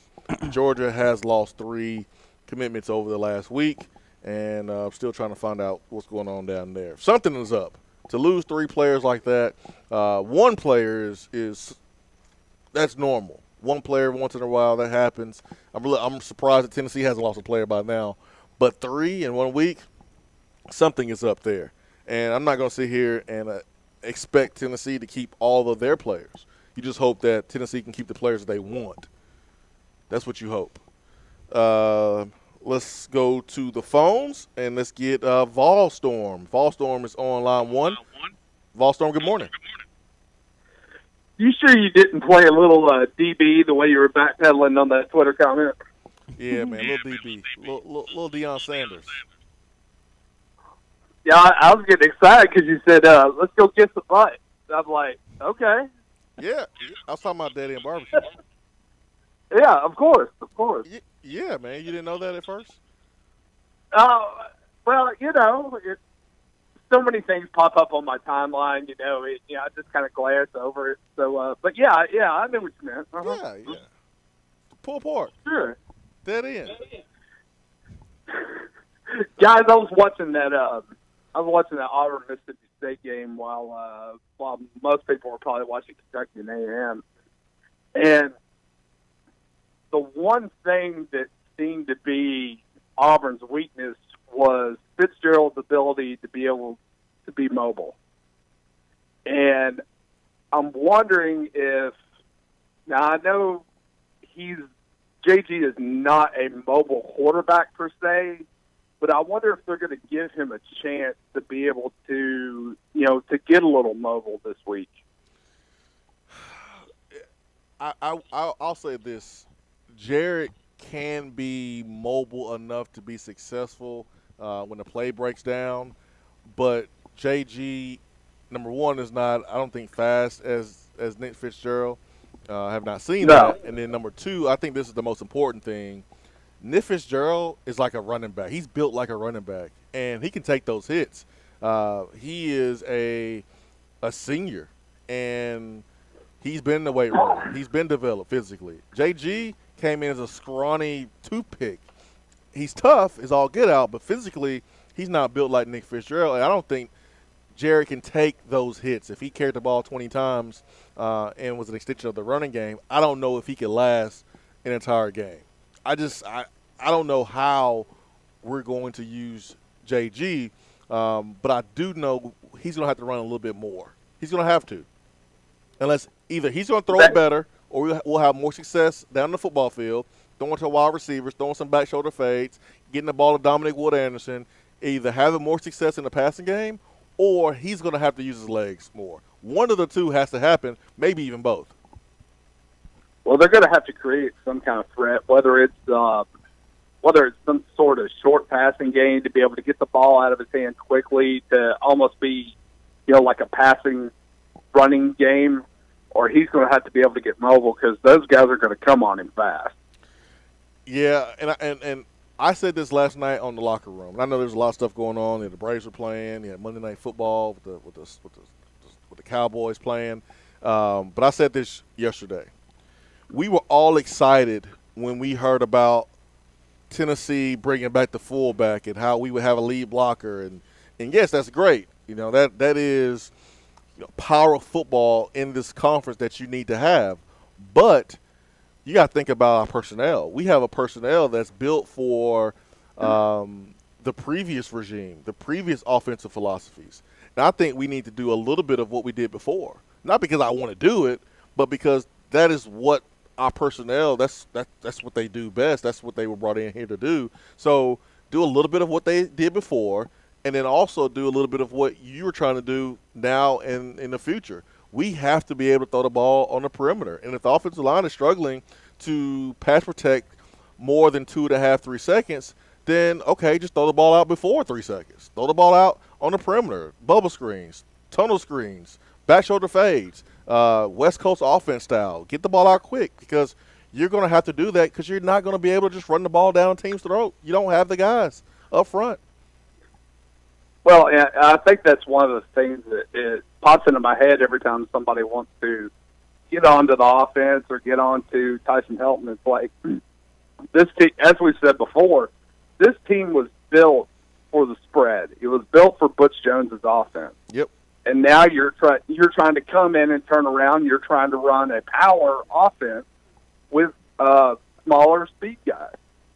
It's just it just takes adjustment. It takes a while to get what you need, and it's going to take recruiting.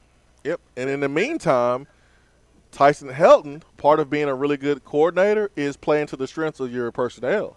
And exactly, I'm pretty sure Pruitt has not said, okay, we're going to just do a 3-4 because this is what I did at Alabama. So whatever we did at Alabama, that's what we're going to do here because this is what I do. I'm pretty sure Pruitt has adjusted a little bit to the personnel that he has, and he's mixed it up a little bit. I think that Tyson Helton needs to do the same thing and do a little bit of what they did before. As much as I don't like, the offense that we previously had and we got rid of, you're going to have to do some of it, I think. Yep. All right, one more thing before I get off here. Has anybody checked in on Stokes? Man, I don't know, man. Why do we need to check in on Stokes this morning, Volstorm? Well, I heard that there was a beatdown of epic proportions up in the Steel City yesterday. So. And I don't believe it was baseball or hockey related either. No, it was not. It was not. I believe it was on the gridiron. That sport where you toss the little pigskin around? Yes. I believe from a team that I think many had thought was going to have a down year, and they just blew the Falcons out of the park. Now, and I believe the best receiver in football showed up, and the receiver on the other side of the field that looks like Tarzan played like Jane. I knew you were going to come back and give me that one day. I guess we need to check on Fred too while we're at it. That's a good point. Let me see him in tweet too. Fred will say that Julio has to deal with the 11-man coverage, and Antonio Brown does not have to deal with that. Well, the Falcons' defense is trash right now. Yeah, I'm honestly not buying a lot of stock into the Steelers blowing out the Falcons because of that reason in and of itself. Yeah. All right, boys, have a good one. Thanks, Fallstorm. Good to hear from you, man. Yeah, let me send Fred a tweet. So I don't know if that means he's doing okay. It doesn't sound like it. Yeah, his Vols are not doing well, so yeah, that's the reason why it stinks. And then his Falcons are 1-4. Are they last in the division? I think Tampa Bay's won more than one game. Yeah, Tampa Bay's won 2, I think. Man, woo! Oh, boy, Stokes. Let's get to Titans-Bill. Titans-Bill, good morning. I'm very disappointed on the way my Titans played, especially that wide receiver. I'll tell you what, I'd cut him right now. There is no excuse for him to drop that pass. It was right to him. Right to him. And he dropped it. Yeah. Titans-Bill, I got a question for you. What's that? I don't think anyone in the Knoxville media has ever seen your face, Titans-Bill. You are a legend. Everyone hears your voice. Everyone knows who you are. But I've been doing radio for 7 years. Tony's done radio for a very long time. Everyone hears you, but we have not seen you before, Titans-Bill. Can we change that, man? Can I see you sometime? Yeah, sure. You sure can. Well, I'll tell you what type of person I am. I am very old and very handsome. There you go. Enough said. I'm not trying to show any conceit. So you're telling us that you're handsome, you're old, and it's probably best that we don't see you because then we'll get jealous of you, right? Yeah. Okay. And I'm wired up for somebody over 70. Okay, I got you, Titans-Bill.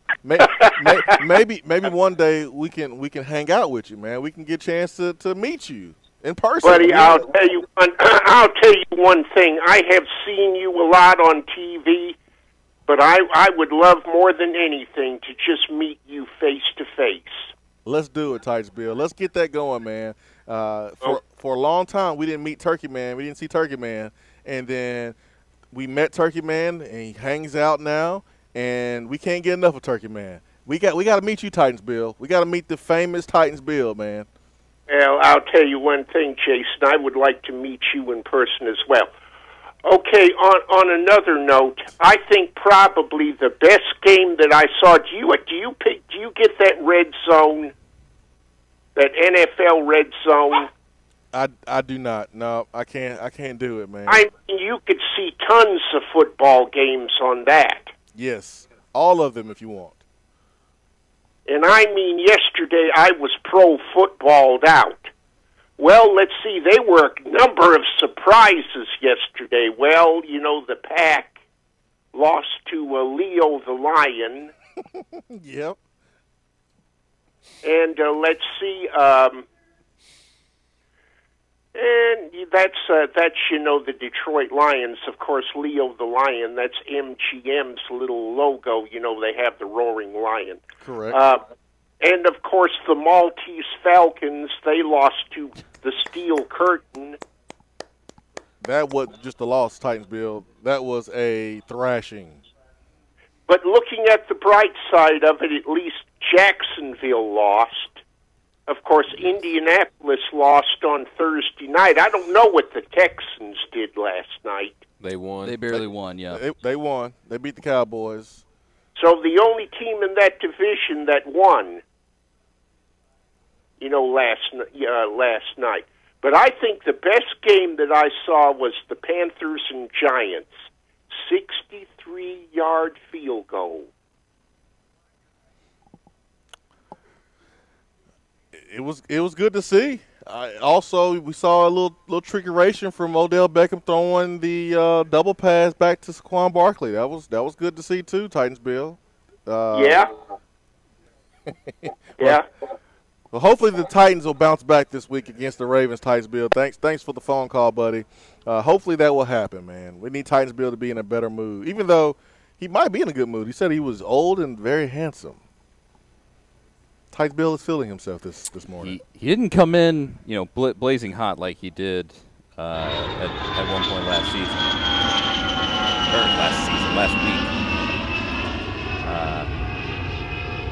This is a commentary on me just saying that Titans-Bill. No, it took Titans-Bill a while to land the plane there. I was like, all I'm saying is that that was a late hotkey for Titans-Bill. Yeah. Well, you got to swing that in while he's still on the line.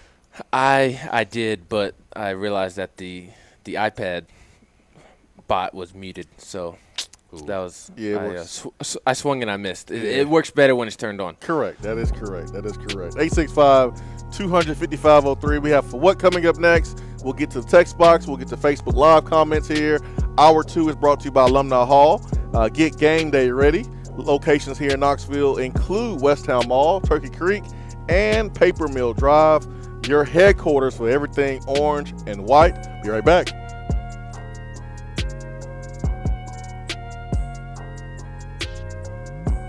For what is coming up on the Swain event. Today looks to be partly sunny with a high of 84, a 20% chance of rain tonight with a low around 65. Tomorrow, the 20% sticks around, mostly cloudy with a high of 82 and a low around 67. Wednesday, mostly sunny with a high in the low to mid-80s. Weather on the Swain event is brought to you by B-Dry. If your basement is wet or cracked, B-Dry can help. BDry.com. Do you have cracks in your foundation? A wet basement or a nasty, leaky crawl space? Our listeners have heard about them on the Swain event for over a year, and now it's time to make the call. Give B-Dry Waterproofing and Foundation Repair the opportunity to fix your home's problem. Since 1958, that's right, nearly 60 years, B-Dry has been solving basement, crawl space, and foundation problems throughout the country. B-Dry only uses high-quality materials from reputable manufacturers. They back their installations with some of the best warranties in the industry to provide homeowners with added peace of mind. They are truly an A-plus company. Whenever you start experiencing a wet basement, leaky crawl space, or a cracked foundation, remember these 3 words: better call B-Dry. Reach out to B-Dry today at 865-662-5238 to schedule your free appointment. That's 865-662-5238. Remember, better call B-Dry. Do you want a custom themed tumbler or bottle to show off your team spirit every day of the week? Well, look no further than Game Time Sidekicks. Every design has you, the fan, in mind. Their tumblers and bottles are double-walled, vacuum-insulated stainless steel, and their quality is second to none in the market.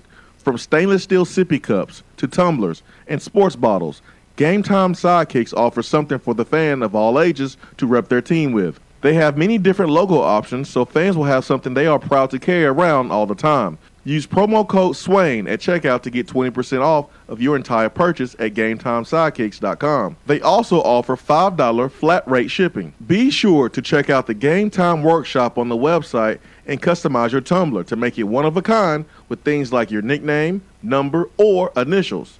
Game Time Sidekicks. Show your colors and carry your team. We have all made the mistake of dropping or breaking our smartphones. See? But did you know that you can have it repaired for a fraction of the cost it takes to replace it? Well, you can, because iDrop is the area's leading mobile repair store, home of the 1 hour or less phone repair, 1 year parts warranty, and #1 customer service. Broken screens, cracked cameras, charging ports, batteries, you break it, we'll fix it. If you didn't break your phone, protect it with one of our leading accessories such as LifeProof, OtterBox, UAG, Incipico, Caseology, and Spec. Visit our West Hills location at 7115 Kingston Pike between Office Depot and Hardee's, or call 865-888-9740 and speak with our trained technicians to see how we can get your phone working today.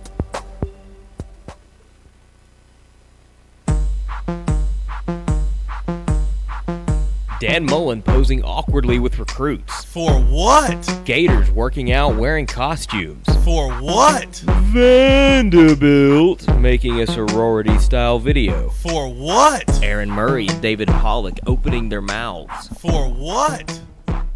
I don't care. I'm keeping for what the way it is. We're still going to make fun of Dan Mullen and then wearing costumes at night during the summer. I don't care. I don't care what our record is. I don't care what their record is. That's still funny.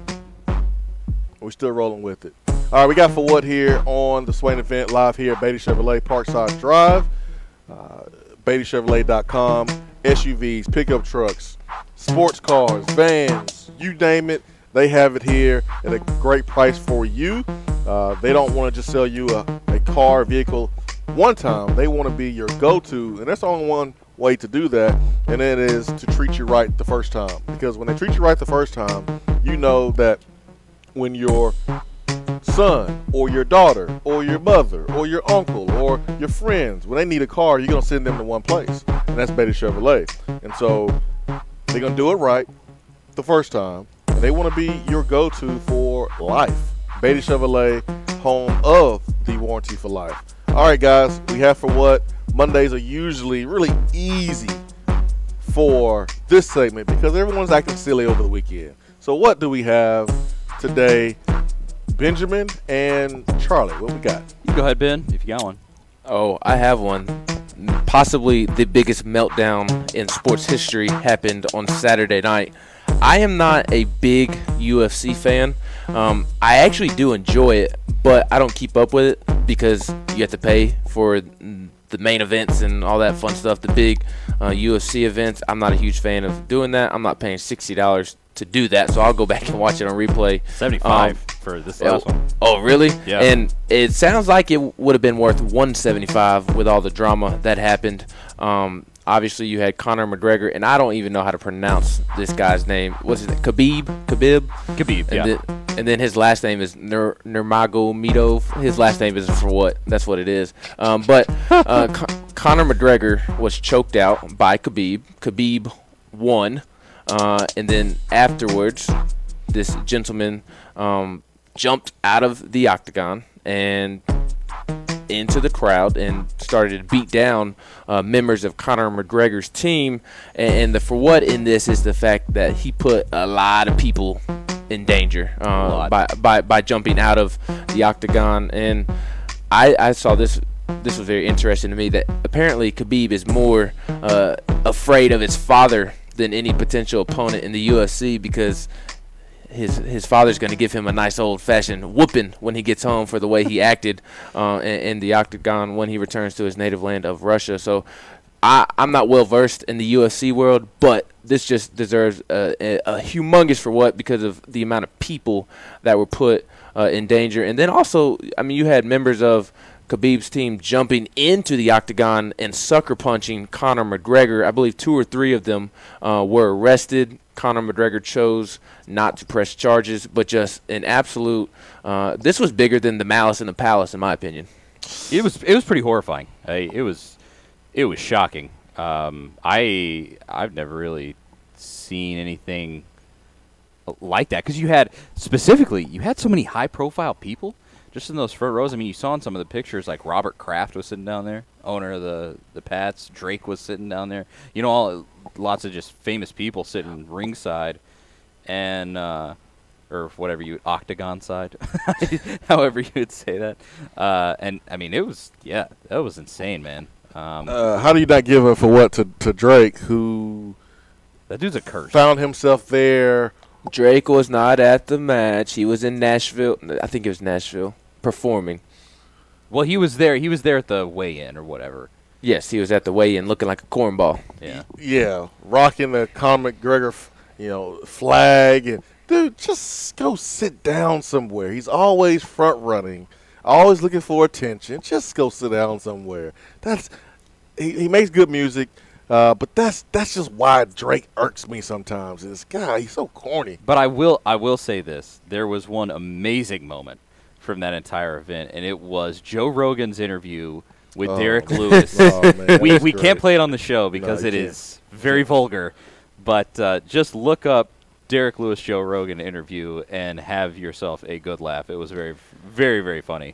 Best interview ever. Yeah. Just not because of the things he said he was going to do and whether or not you support that or not, but just how brutally honest he was. I mean, he was just Didn't pull honest. any punches. Oh yeah, he was just honest. None of that player interview speak stuff we see when players give interviews after a game or a match. He was just honest, and it was it was funny.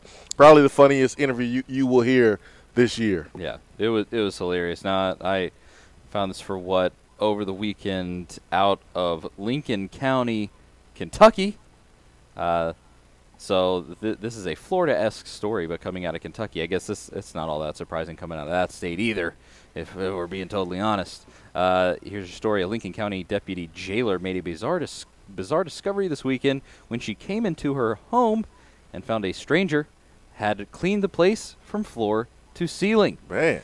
38-year-old Heather Owens is now facing breaking and entering charges, according to officials. Owens also took a shower and then went to sleep in the deputy jailer's bed. The incident happened on Saturday, and officials say Owens didn't steal anything. Instead, she just broke in, cleaned the entire house with the exception of some dirty dishes, and then went to sleep. Officials say Owens believed that she was in her own house. She believed that she had come home, and she was just cleaning the place, just trying to be efficient, get her place clean. According to the arrest citation, Owens grabbed a knife and ran from the home after a brief confrontation with the deputy jailer. When she was caught, sheriff's officials found drugs in her car, as you might guess. Methamphetamine was involved. I guess that just makes you want to get up and clean. Maybe I need to take some meth, Maybe it makes you get you up, get you going. I mean, you can't recognize your own house, but I mean, think about all the people who are listening going, I can give me a crackhead to come and clean my house for me? Clean up for me? Wow. Who needs a maid? Hiring a maid where it's gonna be $100, $200. Can get you a meth head and get you a clean house for about $5. Wow. Yeah, that's a big time for what there. Hour 3 coming up.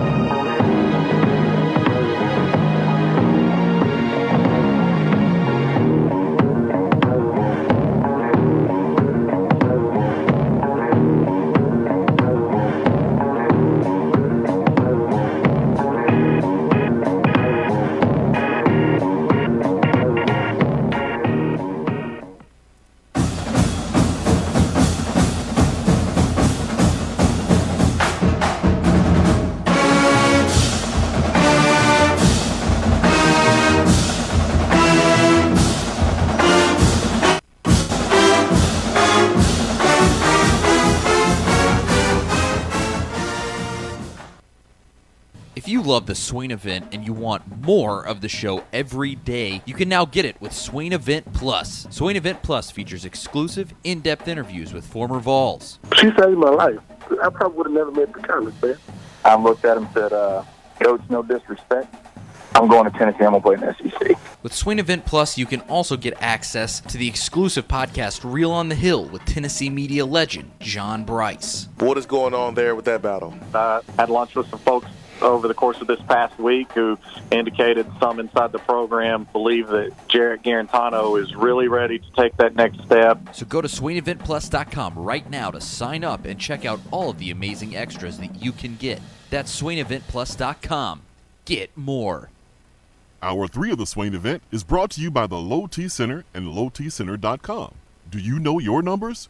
Feel like you again. Let us help. Premier Surgical Associates is pleased to welcome Dr. Randy Reiser to its surgical practice. Dr. Reiser is board certified in general and vascular surgery and has treated patients in the Knox and Blount County areas for more than 20 years. Dr. Reiser is seeing patients at Premier Surgical's offices at Turkey Creek Medical Center, Paper Mill Drive, and in Maryville. For more information or to request an appointment with Dr. Reiser, please visit PremierSurgical.com right now. You're listening to the Swain event, fueled by Dead End Barbecue. Check them out online at deadendbbq.com.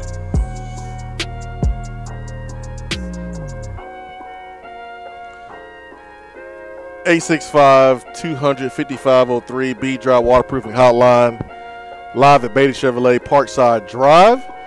Chip Payne says, Swain, what does it mean?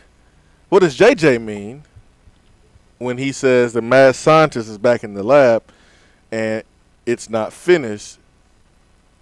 JJ McCleskey coming home, or no, McCleskey Jr. coming home.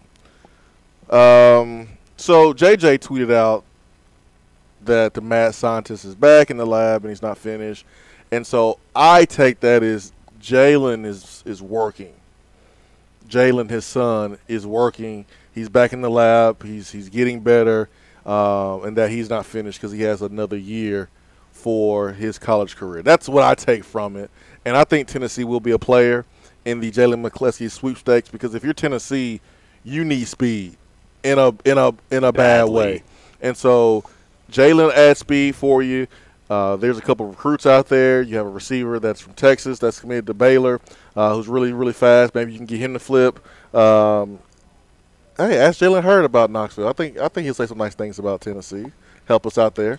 And then you have a receiver from North Carolina that's in the Charlotte area that is really, really, really fast. I know North Carolina wants him really bad, and a lot of people feel like that North Carolina could possibly get him, but you have options out here if you're Tennessee, and I think that's why you didn't necessarily take the commitment of Trey Knox, because he's just not what you need right now. He's a good player. He can play in the SEC, but recruiting is all about fits. It's about needs and addressing those needs. And sometimes you take the best available player, just like the NFL draft, and sometimes you got to take players that fit a need. And for Tennessee, they need fast wide receivers right now. That's what they need. And so that's what I think JJ meant when he said the mad scientist is back. I think Jalen is just training. Phil says JG is awful. He can't recognize anything pre-snap. He has no clue who's blitzing, who's not. Let's get real. They better bring in another quarterback, or we'll suck next year too. And I think JG is not great. I don't think he is awful. I think he needs to play better. I think that is fair to say. I think some of his passes need to be he's hitting guys, but he just needs to throw them open a little bit better. I think that's fair to say. Also, the people around him need to play better. It's not all on JG, but I'm not going to sit here and say that he doesn't need to play better and he can't improve his play, because he can too. He can too. I don't know his responsibilities in the offense as far as picking up the blitz, shifting the line, being able to check out of plays. I'm not sure if he's given that green light, but I think I would be safe saying that he could do a better job of recognizing some pressure and throwing guys open a little bit better. I think that's fair to say. My thing, though, is I agree with you.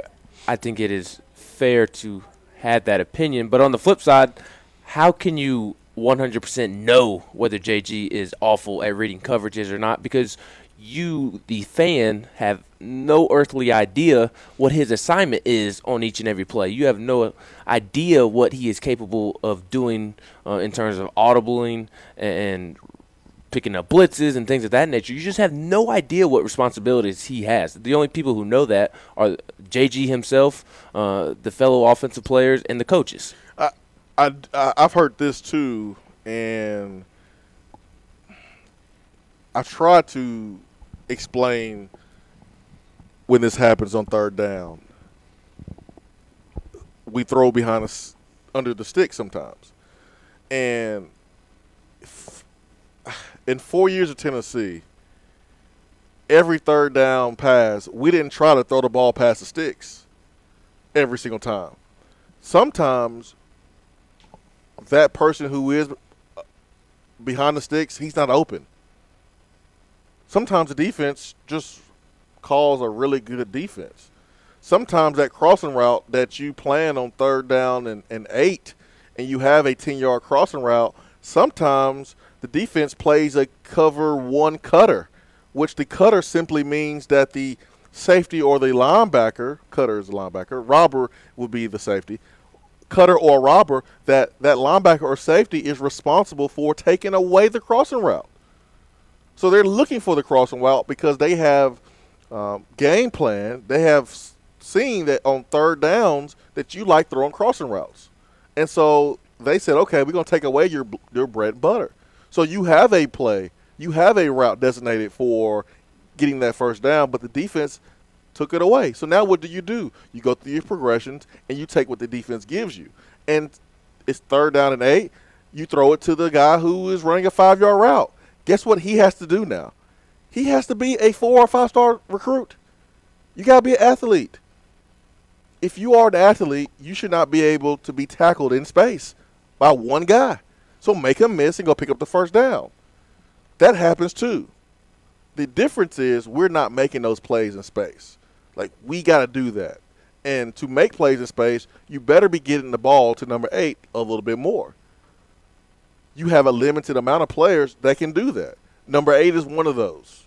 He deserves most of the touches, most of the running back reps. And hopefully he can stay healthy and not get a concussion or anything like that. But just because Jared throws it under the sticks times doesn't mean that he's doing it wrong, because he absolutely could get a plus on his grade for that particular play. It's 3rd down and 8. You want him to throw it to the receiver who's past the chains, but he's double covered or he's not open? No, that's not what quarterbacks are taught to do. Now, if you have a receiver that you are very confident in and he's covered and you throw it up to him, then okay, you hope he makes that play more times than not. But quarterbacks are not taught to throw it to covered dudes. They're taught to throw it to the guys who are open. And if you're at 3 or 4 yards from the marker and you have a chance to make a guy miss in space, you are expected to make that guy miss and pick up the 1st down. Sometimes that's the case. Sometimes, yeah, the quarterback did mess up and didn't throw it to the right guy beyond the sticks. But it's not the same for every single circumstance, every single case. It's different. Do you think JG could do more in terms of, I guess, throwing riskier throws? It seems like he is just always so safe. He doesn't. He's so scared of maybe getting. Maybe my analysis would be he's so scared of getting picked off that he doesn't try anything. But that's just been. Well, he did. He did throw up a pass in the middle of the field against Florida, got picked off, and that was just a bad decision there. It was a result of the pressure he was getting. But to answer your question, yeah, sure. If you wanna say he can take more chances, that's great. But if he takes more chances, he's just increasing the chances that he's going to get picked off and create instant offense for the opposing team. High risk, that high is kind reward. of that's the double-edged sword that you mentioned. High risk, high reward there. He's being taught. He's being told by Jeremy Pruitt, hey, we want you to take care of the football first. Don't turn the ball over. First and foremost, take care of the football.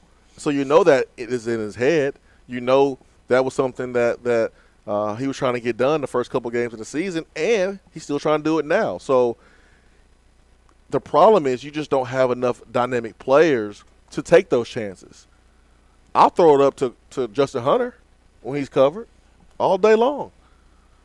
I'll throw it up to guys like that. I'll give the ball to CP in space with 5 yards left to pick up the 1st down. It's 3rd and 10. I throw it to CP on the crossing route, 3rd and 5. I'm taking that one-on-one. We don't have those dudes on offense. We have a limited amount of those guys on offense. Number 8 is one of those guys. So if you give the ball to your playmakers a little bit more in space, it's this crazy concept that they make the coaches look better than what they really are. And so we have to do more of that. But no, Phil, I don't agree with the hot take. I don't think he's awful, but I don't think he's blazing a trail either. I think he needs to throw guys open a little bit better. I think he needs to be a little bit better versus the blitz. I remember playing with Casey Clausen. We used to love when teams blitzed us. Loved it. As a wide receiver, I loved when teams blitzed us when Casey was a quarterback because I knew that was an opportunity for us to have a big play. You sending a guy, that is one more guy who's not in protection or not in coverage. And if Casey picks it up, which he did 99% of the time, he's going to find an open guy. So we have to get to the point where we love the blitz. Bring the blitz, please, so I can carve you up even more. That's the part of Jared's game where he needs to evolve to, is where he is enjoying the extra guy coming. Now, he needs blocking too, but that's where we want to get to as an offense. Hour 3 continues after this.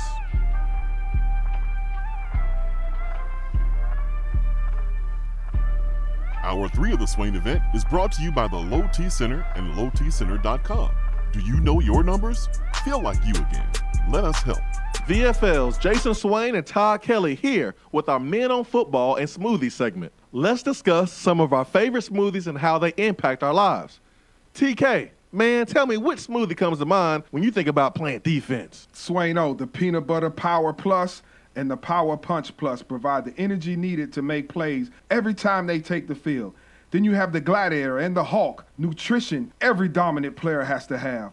Bottom line, everyone wants to be a dominant player. Now, Swain, you tell me about the offensive side of the ball. TK, it's simple. You always score with Smoothie King. The shredder personifies what we are going to do to opposing defenses. The Berry Punch and Activator will light up the scoreboard. And in case we need to go into overtime, the Pure Recharge will put us over the top for the win. Swain-O, you know I love football and Smoothie King. I'm a VFL, a Smoothie King for life. The Chocolate Gladiator and the Chocolate Shredder with the scoop of peanut butter, oh, that's my go-to smoothie. They get a chest bump all day. Yes, sir. This concludes our Men on Football and Smoothie King segment for today. Don't forget the Sip by Sip program. Use Smoothie King as a meal replacement 5 or more times a week, and you will feel and see the difference. Smoothie King, the healthy alternative to fast food. Delicious and nutritious. TK. Don't forget the peanut butter. Yeah, boy. Gentlemen, when it comes to taking care of your health, sometimes the first step is the hardest. Low T Center is making it easier to take that first step. It all starts with knowing the numbers that are essential to a man. Testosterone levels, blood pressure, cholesterol, prostate, and thyroid. Low T Center makes it quick and easy to get all these levels checked and more. Low T Center specializes in men's health and has expanded their services, including sleep apnea, low thyroid, hypertension, severe allergies, high cholesterol, diabetes, and annual physicals, along with testosterone replacement therapy. The physicians at Low T Center not only want to help you feel good again, they want to help you prevent any serious health problems moving forward. Now, with the holistic approach to your overall health and wellness, Low T Center is making it more convenient for men to take care of their health, and most health insurance is accepted. They'll even verify for you. Take the first step for your health and call 865-392-1388. That's 865-392-1388, or go to lowtcenter.com. Reinventing men's healthcare. All right, team, listen up. It's tailgating time again in Tennessee. But most importantly, team, you're going to need to refi that tailgate and the truck it's attached to with a refinanced auto loan with Alcoa 10 Federal Credit Union with their Got That promotion. They'll give you up to $500 for your debt. Are you serious, Coach? That's right, Johnny. Alcoa 10 will pay you up to $500 for your debt. Now, let's get out there and spread the word. Say it with me. Alcoa 10, Alcoa 10, Alcoa 10. ATFCU is an equal housing lender. For a replay of each day's Swain Event TV, like us on Facebook.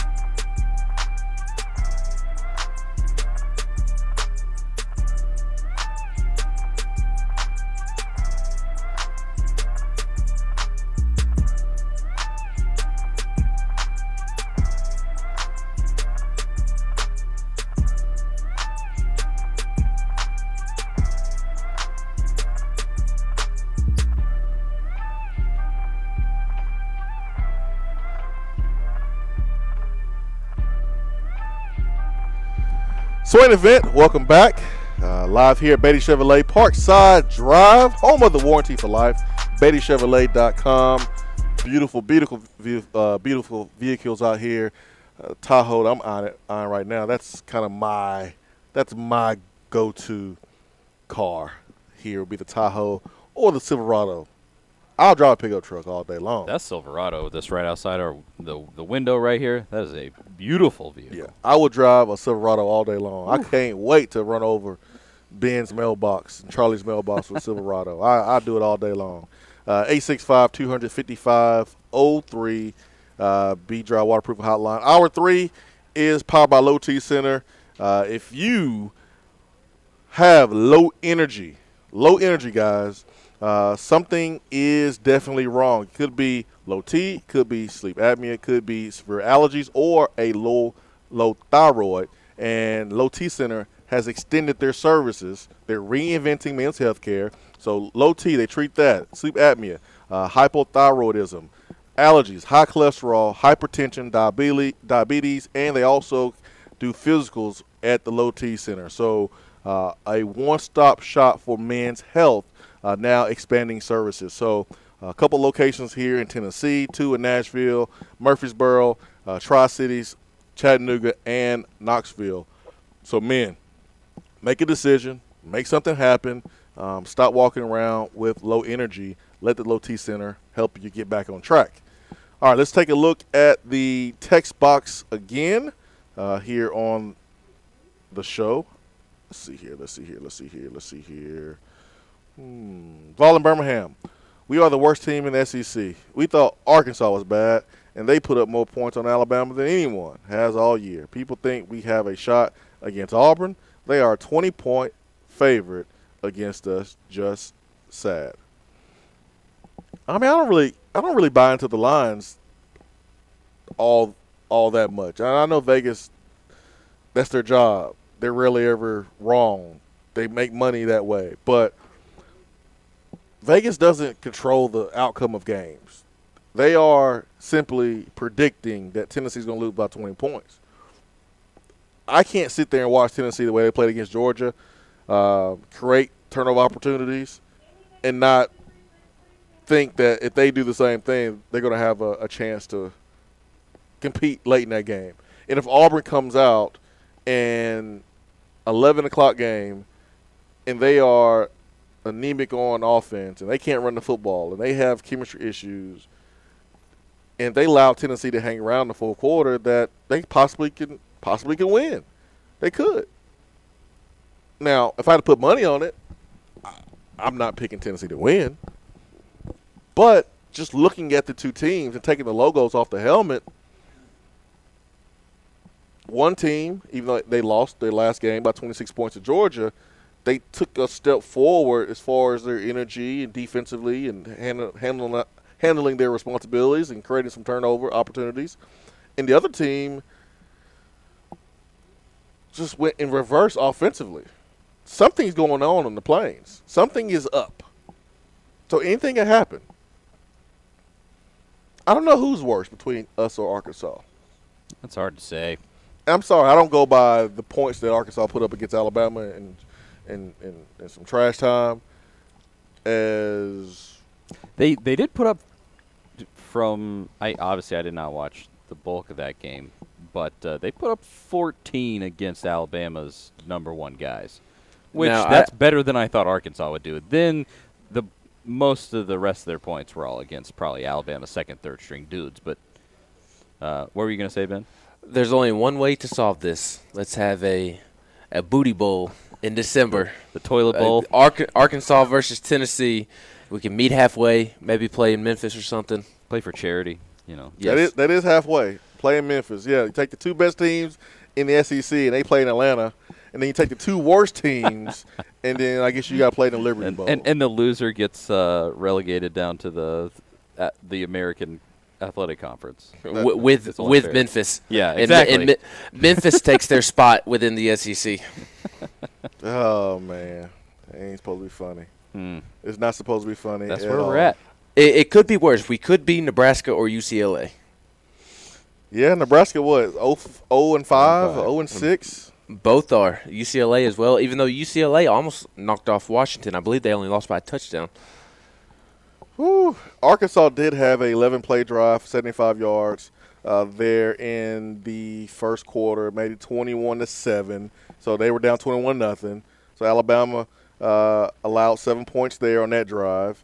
And then Arkansas fumbled.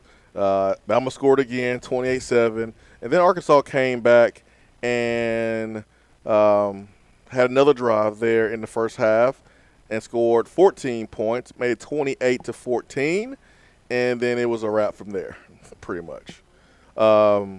Arkansas scored a field goal there in the third quarter, and then another 2 touchdowns there in the second half. Looks like it'll probably be like the fourth quarter. So pretty sure Nick Saban loved that. So now he can go back and find something to complain about, find something to get after his team about, and not allow them to be complacent. So I guess Arkansas is better than Tennessee. I don't judge teams by that. I'm not going to look at Tennessee against Alabama and go, well, Tennessee didn't score, 31, so that means Arkansas is better. It just means that on that day, Arkansas scored 31. And somewhere along the line, Alabama made a mistake or something and allowed Arkansas to score these points. That's how I look at it. But if you want to say that, I don't really care. Being the worst team or being the second worst team in the SEC, I'm not going to debate it. I don't really care.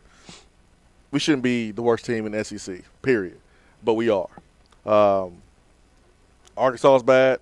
We are too. What else is here on the text box? Ken says, I'm not frustrated at all regarding Florida's success. They are a much better program than UT for decades now, with much better players. I'm not surprised at all. I'm not sure why anyone else is. South Kakalaki Vol says, let's just go get Hugh Freeze and start winning. Woo! Charger Vol says, folks are starstruck. Our 4 and 5 stars aren't as good as advertised. Talent level and strength is a major factor in offensive woes. Not taking all the blame from Helton, but he doesn't have much on the O-line to work with. Granted, they are improving slightly, but strength is a major problem right now. Like, it would be so easy if we could just point to one thing. Like, honestly, it'd be so easy if you were driving a car and your car stopped on the side of the road and you would look up at your gauge and saw that you were out of gas. Oh, okay, cool. Well, man, I know that I need to put some gas in this thing. The car works better when there's gas in there. Cool. Easy fix, right? It's one thing I can point at that. I can resolve the problem and be on my merry way. It's not the same thing with Tennessee football right now. There's a lot of things you can point to. It's not just the quarterback. It's not just the offensive line. It's just not this. It's not that. It's a bunch of little things.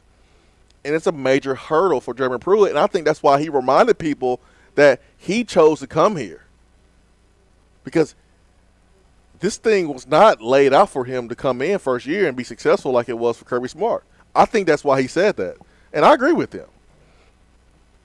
I think it's people look at the job and they think it's better than what it really is right now, but they don't understand what's under the hood. They don't understand kind of what's behind the drywall when you're buying a foreclosed home. Like, there's some holes, there's some issues, and it's going to take some work to fix it. And it's not going to be just Jeremy Pruitt fixing it. It's going to take the people above him and the people below him as well as him to make it happen, to fix it. All right, let's get to Triple O. And I'm not making that noise because I'm not excited to talk to Triple OG. Ben sent 3 huge like ring emojis, red rings, and that's supposed to mean that Triple O is on the phone. So, Triple O, good morning. Good morning, brothers. Good morning, man. By the way, first I'd like to start off this call and say you're welcome, Swain. You're welcome for yesterday's event. Thank you for beating the Packers, man. I appreciate that. I mean, Packers loss is a win for America in my eyes. Thank you. I appreciate that. Because I thought about that when I looked at the score from yesterday's game. Yeah, I was sitting there like, I mean, I'm not going to talk trash. I'm just, you know what? I'm kind of happy just because, believe it or not, my team has been so bad for so long that this is the first time in 25 years Well, actually longer than that. I can't remember the last time we beat the Packers 3 straight times, and I don't want to hear any excuses from all you Packers fans about, well, you beat 2 of us without Aaron Rodgers. I mean, how many times did y'all beat us when I didn't have Stafford the first 2 seasons of his career? I mean, I'm sitting there, got butthurt Packers fans talking about, well, we ain't full strength. Well, I ain't had asthma. I don't have Lang. Those are 2 highest paid people we got on the team besides Stafford. They didn't play yesterday either. I can't think. You know what kills me? And this is what kills me about football fans. If you win, oh, it's all very good. But when you lose, you got to make an excuse. I'm not making any excuses. It's like what you talk about with UT right now. This foundation has been broken for a decade. It was broken when Coach Fulmer got fired, and it's just now starting to get fixed. When I ain't talking about some little belt tape, I'm talking about really fixing the issues. Strength and conditioning. Putting football people in football positions.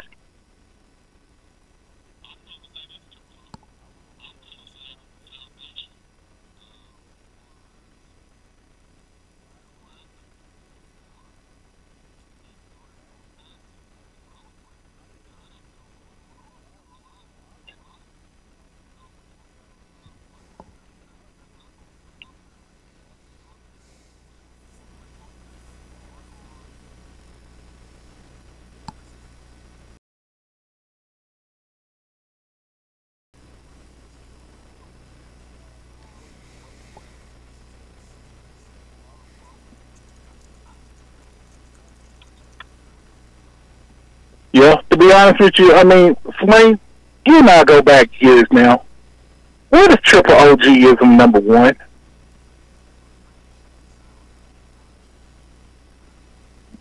Exactly. And for the longest time, and I'm talking about even before you start playing here, there was chicken crap in the upper levels of UT. Because it just don't start at the athletic programs. I'm talking about from the top down. There's been some chicken crap from the top on down. I mean, chicken crap makes you hire Derek Dooley and Butch Jones and Derek Dooley, who decided to pass the ball in a monsoon instead of running the ball. I mean, goodness gracious. I mean, we hired that swamp donkey. We had that swamp donkey for 3 years. If that doesn't show you how incompetent we were, I mean, and I'm surprised we wasn't worse than what we was. I was surprised we was around 5-7, to be honest with you. I mean, if you look at it.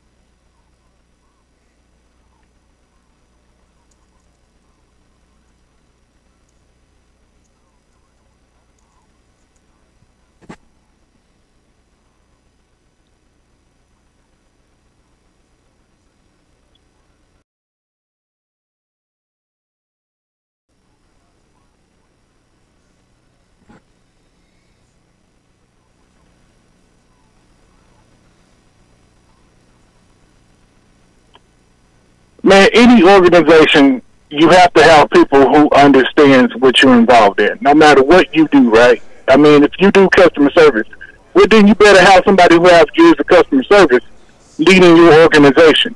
You can't take someone outside of what they're doing and then expect them to be successful. It doesn't work that way. Correct. And I'm just glad that we finally in the position where we finally starting to get. Well, think about it. What turned Alabama around? They got Hal Mummy as the AD and finally gave Saban's like, look, I ain't taking no. You done said no 2 times. Here's enough money. You ain't saying no again. And now we finally got a football person and former back in a football position. So I think we're on the way back up. I mean, people got to be like, and I'm sitting here and I'm listening to other media around here, and I ain't going to say no names because this is not how I roll. But y'all talking about how long do you give Pruitt? Man, this is his first year, man. We ain't even halfway in his first year, you stupid swamp donkey. Stop acting like some wet Fruit Loops and let the man do his job. Yeah, and he needs help to do his job. That's the thing, Triple O. He needs help. And if you're going to continually blame the coach in year one, you're kind of missing the boat.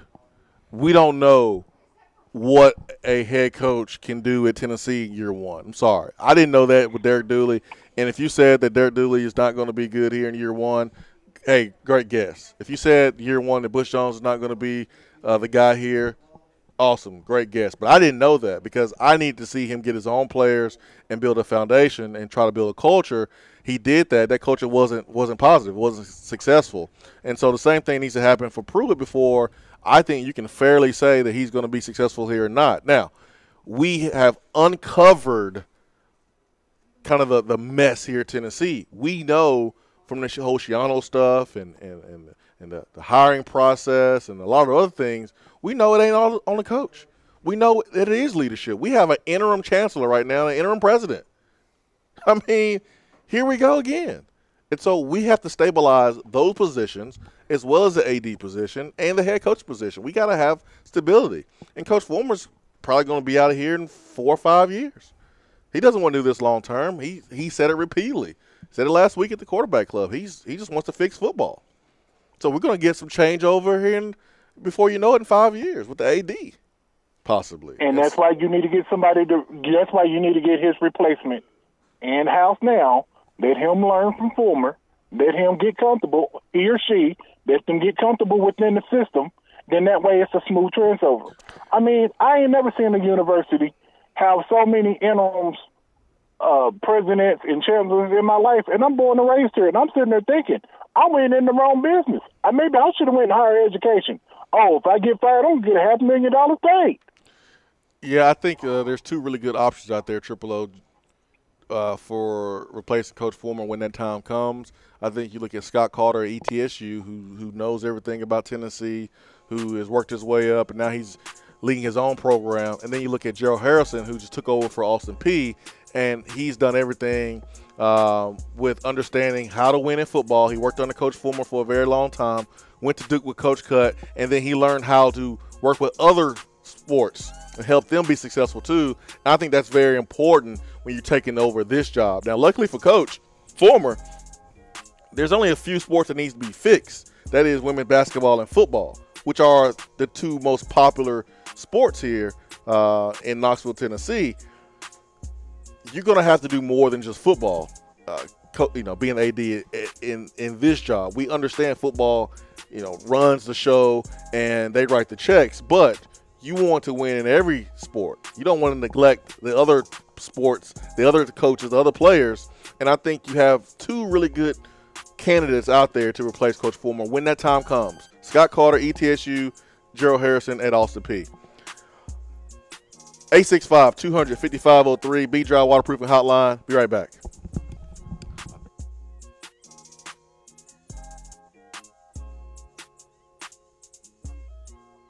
Hour 3 of the Swain event is brought to you by the Low T Center and lowtcenter.com.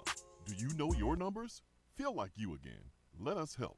Top 100 barbecue restaurant Dead End Barbecue has a new slew of daily specials. Enjoy a different special meal every day, like the Chipotle chicken salad, the chicken tender sandwich, or the kitchen sink burrito filled with brisket, pulled pork, and chicken, not to mention queso, jalapenos, and more. It's called the kitchen sink for a reason. Dead End isn't stopping at your plate, though. Be sure to check out their new summer drink offerings, including the Big Orange Crush, My Clementine, or the Tequila Squirt. There is always something new at Dead End Barbecue. Located off of Sutherland Avenue, Dead End Barbecue. The summer flavor search is over. You're driving home, flashing blue lights in your rearview mirror. You pull over, step out of your car, and the next thing you know, you're being arrested for driving under the influence. Now what do? We all should be responsible, but remember, just because you're arrested doesn't mean you're guilty. Call criminal defense and DUI attorney Marcos Garza at 865-540-8300. The investigative teams at the Garza Law Firm know the justice system inside and out. They utilize cutting-edge technologies and investigative methods to prepare your specific case. Before you plead guilty to any criminal charges, call criminal defense and DUI attorney Marcos Garza. Put his number in your phone right now, 865-540-8300, because you never know when you or a friend will need it. Don't say guilty. Say Garza. 865-540-8300. 865-540-8300 and GarzaLaw.com. Backed by popular demand, shop tax-free at Better Mattress during the month of October. Save hundreds of dollars store-wide. Better Mattress will pay your sales tax on any purchase. My Better Mattress has me sleeping better than ever, and it's handcrafted in East Tennessee, so I know it is made to last by good people who care about the quality of their work. Better Mattress makes it so easy to choose a mattress, you can get started right now. Visit bedrmattress.com and click on Mattress Prescription. Answer a few questions, and they'll send you some options to start with. Plus, at Better Mattress, shoppers sleep worry-free. If you don't like it after 100 nights, they'll swap it out for you, and your Better Mattress will come with a 20-year warranty. Shop Better Mattress tax-free this month only. Good night just got better. We have all made the mistake of dropping or breaking our smartphones. See? But did you know that you can have it repaired for a fraction of the cost that it takes to replace it? Well, you can, because iDrop is the area's leading mobile repair store, home of the 1 hour or less phone repair, 1 year parts warranty, and #1 customer service. Broken screens, cracked cameras, charging ports, batteries, you break it, we'll fix it. If you didn't break your phone, protect it with one of our leading accessories such as LifeProof, OtterBox, UAG, Incipico, Caseology, and Spec. Visit our West Hills location at 7115 Kingston Pike, between Office Depot and Hardee's, or call 865-888-9740 and speak with our trained technicians to see how we can get your phone working today. At work? Can't call in? Don't feel bad. You can talk to the guys on the text box. It's part of the free Swain event app.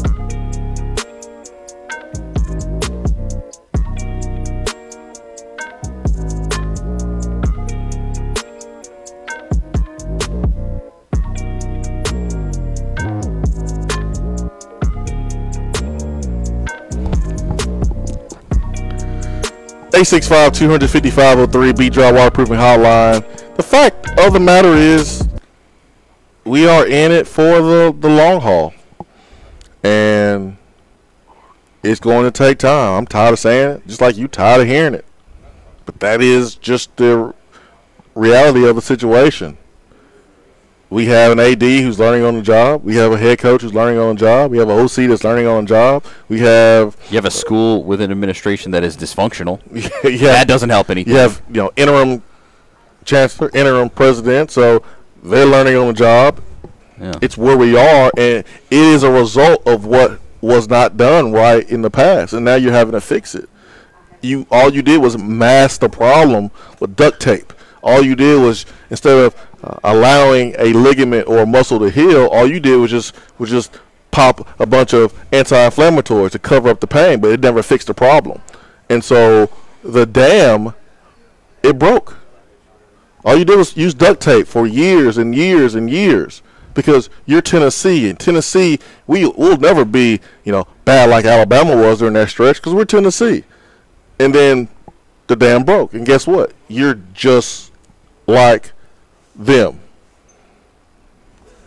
You're just like the Alabamas when they went through their transition. The only different thing is we didn't have NCAA violations. We didn't get games taken away from us. But honestly, it feels like it. All the players that you recruited that have not done anything, it feels like you've had a reduction in scholarships. It feels like it. I don't think there's much different, but this is a result of trying to cover up the problem years ago and not fixing it. You pick buildings over people, and now it's going to take people to get us back.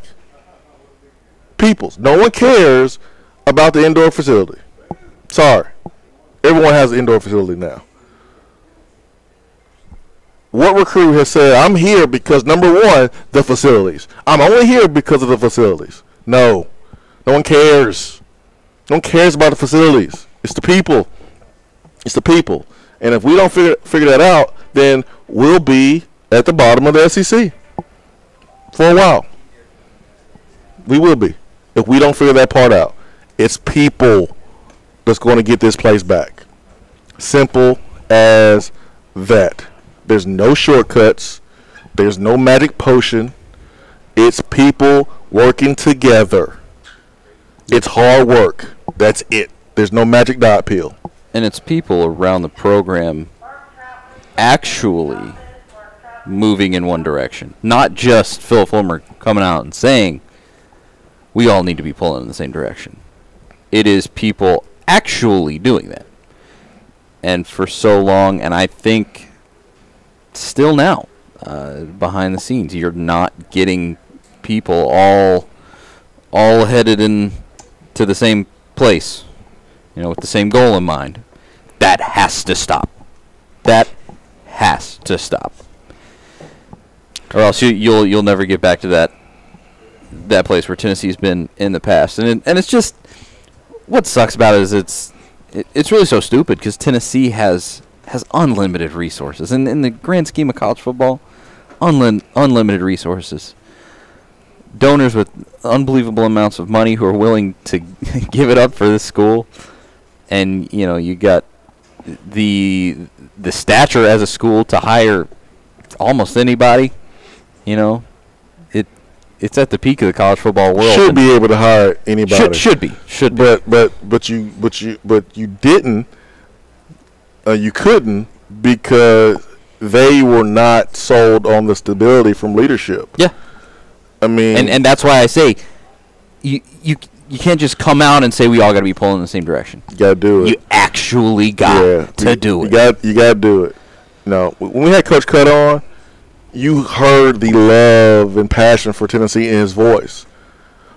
But career-wise, he couldn't leave Duke to come here. He couldn't do that. He's in a good place where he has support. No drama, no infighting. He's a guy. He's good. I don't think Coach Cut is afraid of the work that it takes to be successful in the SEC. He's not afraid of that. He's going to recruit the best quarterback in the country every year if he's at a place like Tennessee. But it's the leadership that scared away these coaches. Everyone talks. These coaches have agents. Agents talk. They know what's going on. So we got to fix that up. We got to fix it. And I wish it could be now. I wish it could next year or this year that we can just start winning games and being the Tennessee that we were when everyone loved Tennessee, became huge Tennessee fans. Because I feel bad for our fans. I feel bad for our current players, former players, and I feel bad for our fans. I really do. Everyone else, y'all getting paid. Y'all getting paid big bucks. I don't feel bad for anyone who's in a position of power at Tennessee. No, y'all getting paid. You make a ton of money to be completely dysfunctional. Congratulations. Yeah. You found a loophole. Yeah. I feel you're bad terrible for at your job and you get paid a ton of money to do it. That's great. Now, if we could give you a ton of money and have you actually be good at your job, that would be amazing. I feel for our fans. Man. Seriously, it's terrible, and I genuinely hate that we have to sit here and just kind of have this talk about the reality of the situation, that it just is gonna take patience if it's gonna turn around. There was a time where you looked at the fans and you told them, "Hey man, don't conduct yourself like this, or don't say that to that person, or don't do that." And okay, that was fair then. Don't tell the fans anything. But you can't tell them anything right now. No, you can't tell them anything. You can't tell them how to act. You can't tell them what to do, how to think, what to say. You need to worry about yourself. That's what you need to be doing. But back to this Auburn game. Back to the Auburn game. Tennessee is not the only school in the SEC with issues that is underachieving. Fortunately, there's a talented team out there in Auburn who is also underachieving. And we're going to get Cole Kublik on this week.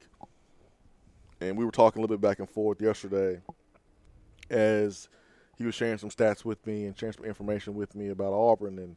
And that defense is a top 10 defense. And I told him, I was like, man, the Auburn team right now reminds me of 2005 Tennessee team because we had a defense that I think put about 7 or 8 guys in the league that year. A couple first rounders.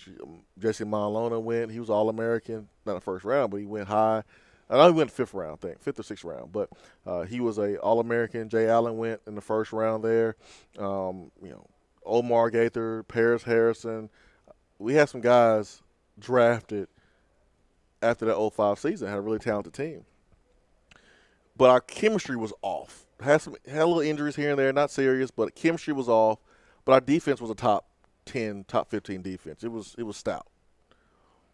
But we went 5-6 because we didn't have the chemistry and offense was terrible. I look at Auburn, and I don't think they're going to lose 6 games this year, but they're going to lose 4. They're going to lose 4 games. They still have to play Alabama. They still have to play Georgia. I think they lose 4 games. They play Ole Miss. Who knows what's going to happen there at Ole Miss? Ole Miss has a poor defense, but Ole Miss can put up points. And Auburn has a really good defense. It can't put up any points. So what happens there? I don't know. But Ole Miss plays at home. They'll have a chance. And then Ole Miss, after that Ole Miss game, they play Texas A&M. So that game will be tough. They may lose 4 or 5 games this year. Yep. And that would be a travesty if you look at Auburn and the talent they have and the season they came off of last year with Jarrett Stidham coming back and that defense coming back. So we're not the only underachieving program in the SEC. We're probably the worst looking. The program that was at the top of the mountain and here at the bottom, the drop has probably been really, really bad and really ugly, but Auburn is also struggling. And during the bye week, if this coaching staff can mix in a little bit of what they were good at over the last couple of years, this personnel, and mix in a little bit of what they want to do for the future offensively. Hey, you want to run with a lead blocker? Cool. But you're not going to be able to do that all day long with Austin Pope. That's not his game.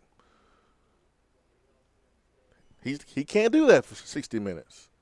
He can maybe do it for 30, maybe for 25, maybe 20. But 60, I don't know. We have tight ends committed that you feel like you can do that with for 60 minutes. We have wide receivers that we're not going to be able to run go routes all day long. They're not that fast. But we can do other things that they're good at. So in the first 5 games, this coaching staff, yes, they didn't have these players, most of them. They recruited some, but most of these players they did not have last year. You can only do so much in practice. Now you should know your personnel. So I expect some adjustments to be made on offense. I expect some changes. I expect some wrinkles. There's no excuse. Our players, I expect some adjustments as well. You want to do it your way the first couple games. You got humbled against Florida.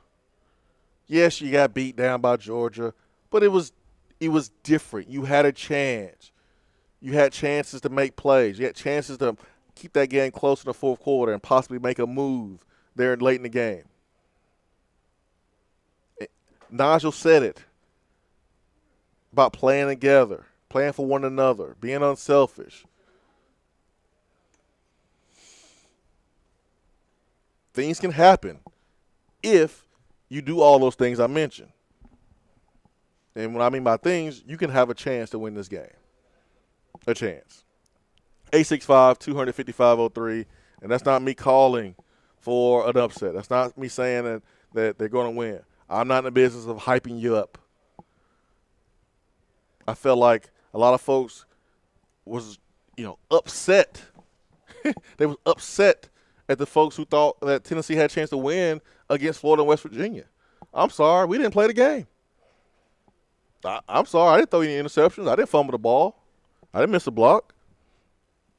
But when you analyze the game and you look at their weaknesses and look at our strengths and vice versa, you feel like that you may have opportunity against West Virginia or against Florida, and we didn't win those games. But we got folks upset at the guys who maybe picked Tennessee. I mean, Kirk Herbstreit picked Tennessee to beat Florida. But that's what's going to take for us to win. Is these guys going to continue to play together? Coaches got to coach better. Pruitt has said it. There's no secrets. Got to be better all around. 865-255-03, B-Dry Waterproofing Hotline. Swain event, again, fueled by Dead End Barbecue. Today's lunch special there is the chicken salad sandwich, from what I understand. So make sure, go by Dead End Barbecue on the lighter side today with their lunch special. And then tomorrow is the chicken tender sandwich. Wednesday is the kitchen sink burrito. And Thursday is the Bernie Mac skillet. And Friday is the bacon wrapped shrimp and grits. So a lot of good stuff there at Dead End Barbecue. Ben, Charlie, thoughts on today's show? It did not kind of go maybe as planned, with talking about a little bit of the past and the State of the Union program message about why we're at this point. But I kind of feel like maybe it needed to be said, because there were a lot of fans upset over the weekend because they saw other programs with inferior resources and inferior fans play better and look better on Saturday. And so I understand a little bit of that feeling. It's really frustrating being in this position. Obviously, I would never complain about this job. It's amazing, but it's frustrating to be in this position and have to say that stuff, because it's just honesty from us. But it's frustrating because we don't have any control over it at the same time. I wish I could go down there and try to be involved, but that's not my skill set. It's not my job. And it gets tough sometimes, but on the whole, we'll talk about this today, and we'll get into Auburn tomorrow, and it'll be all right. And by the end of the week, people will be feeling like we're going to win, and that's fine. What happens every week. But yeah, it is a sad state of affairs. Sometimes you can't talk around it. It just is what it is. I don't know, but you got anything, Ben? I'm just tired of talking about it, quite frankly. Yeah.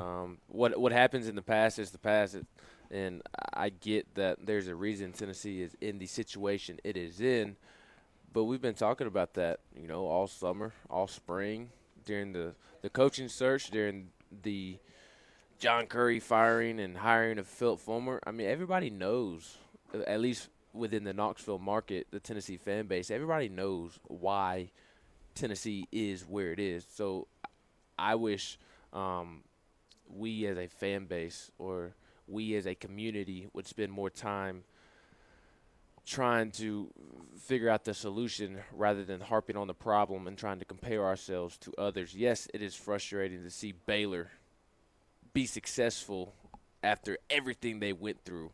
It really stinks to see programs that were just felt like inches away from the death penalty bounce back and beat respectable football programs, and yet Tennessee continues to beat itself. But like I said, I'm at the point now where I'm just focused on how Jeremy Pruitt can make this football program better, and that's kind of why I haven't been as bullish on Tyson Helton or on Jarrett Garantano. I've given them a little bit more of a pass than most people have, just because I know what they're dealing with. Mm-hmm. I don't think they're in a fair situation to properly assess what they're doing. So I just think it's going to be a long process. And as a Tennessee fan, it's just, I'm tired of hearing that. Yeah, and understand where the conversation started. Triple OG was talking about some fans that were questioning Pruitt after 5 games, right?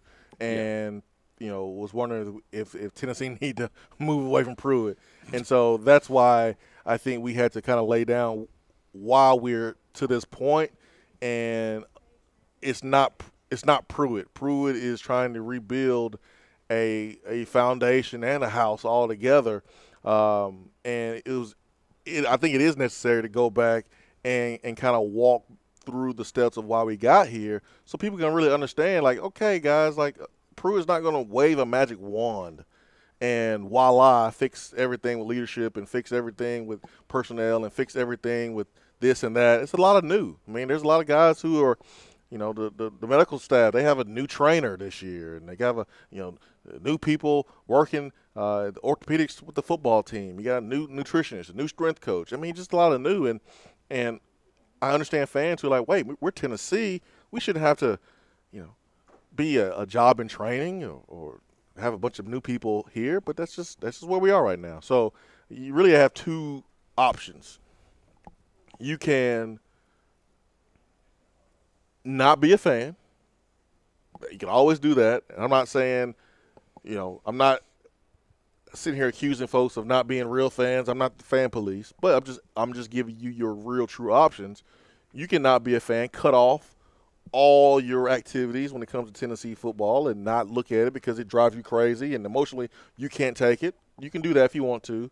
Or you can watch these young guys grow each and every game, each and every year, so that way when it is time to make a move, you can sit back and go, wow, man, I remember when Alontae Taylor was a freshman and, he got beat on that play. But, now he read that play from the start to finish, picked it off, and had a pick six, and, man, that was a big play against Georgia or Florida. I mean, for me, that is kind of better option for me.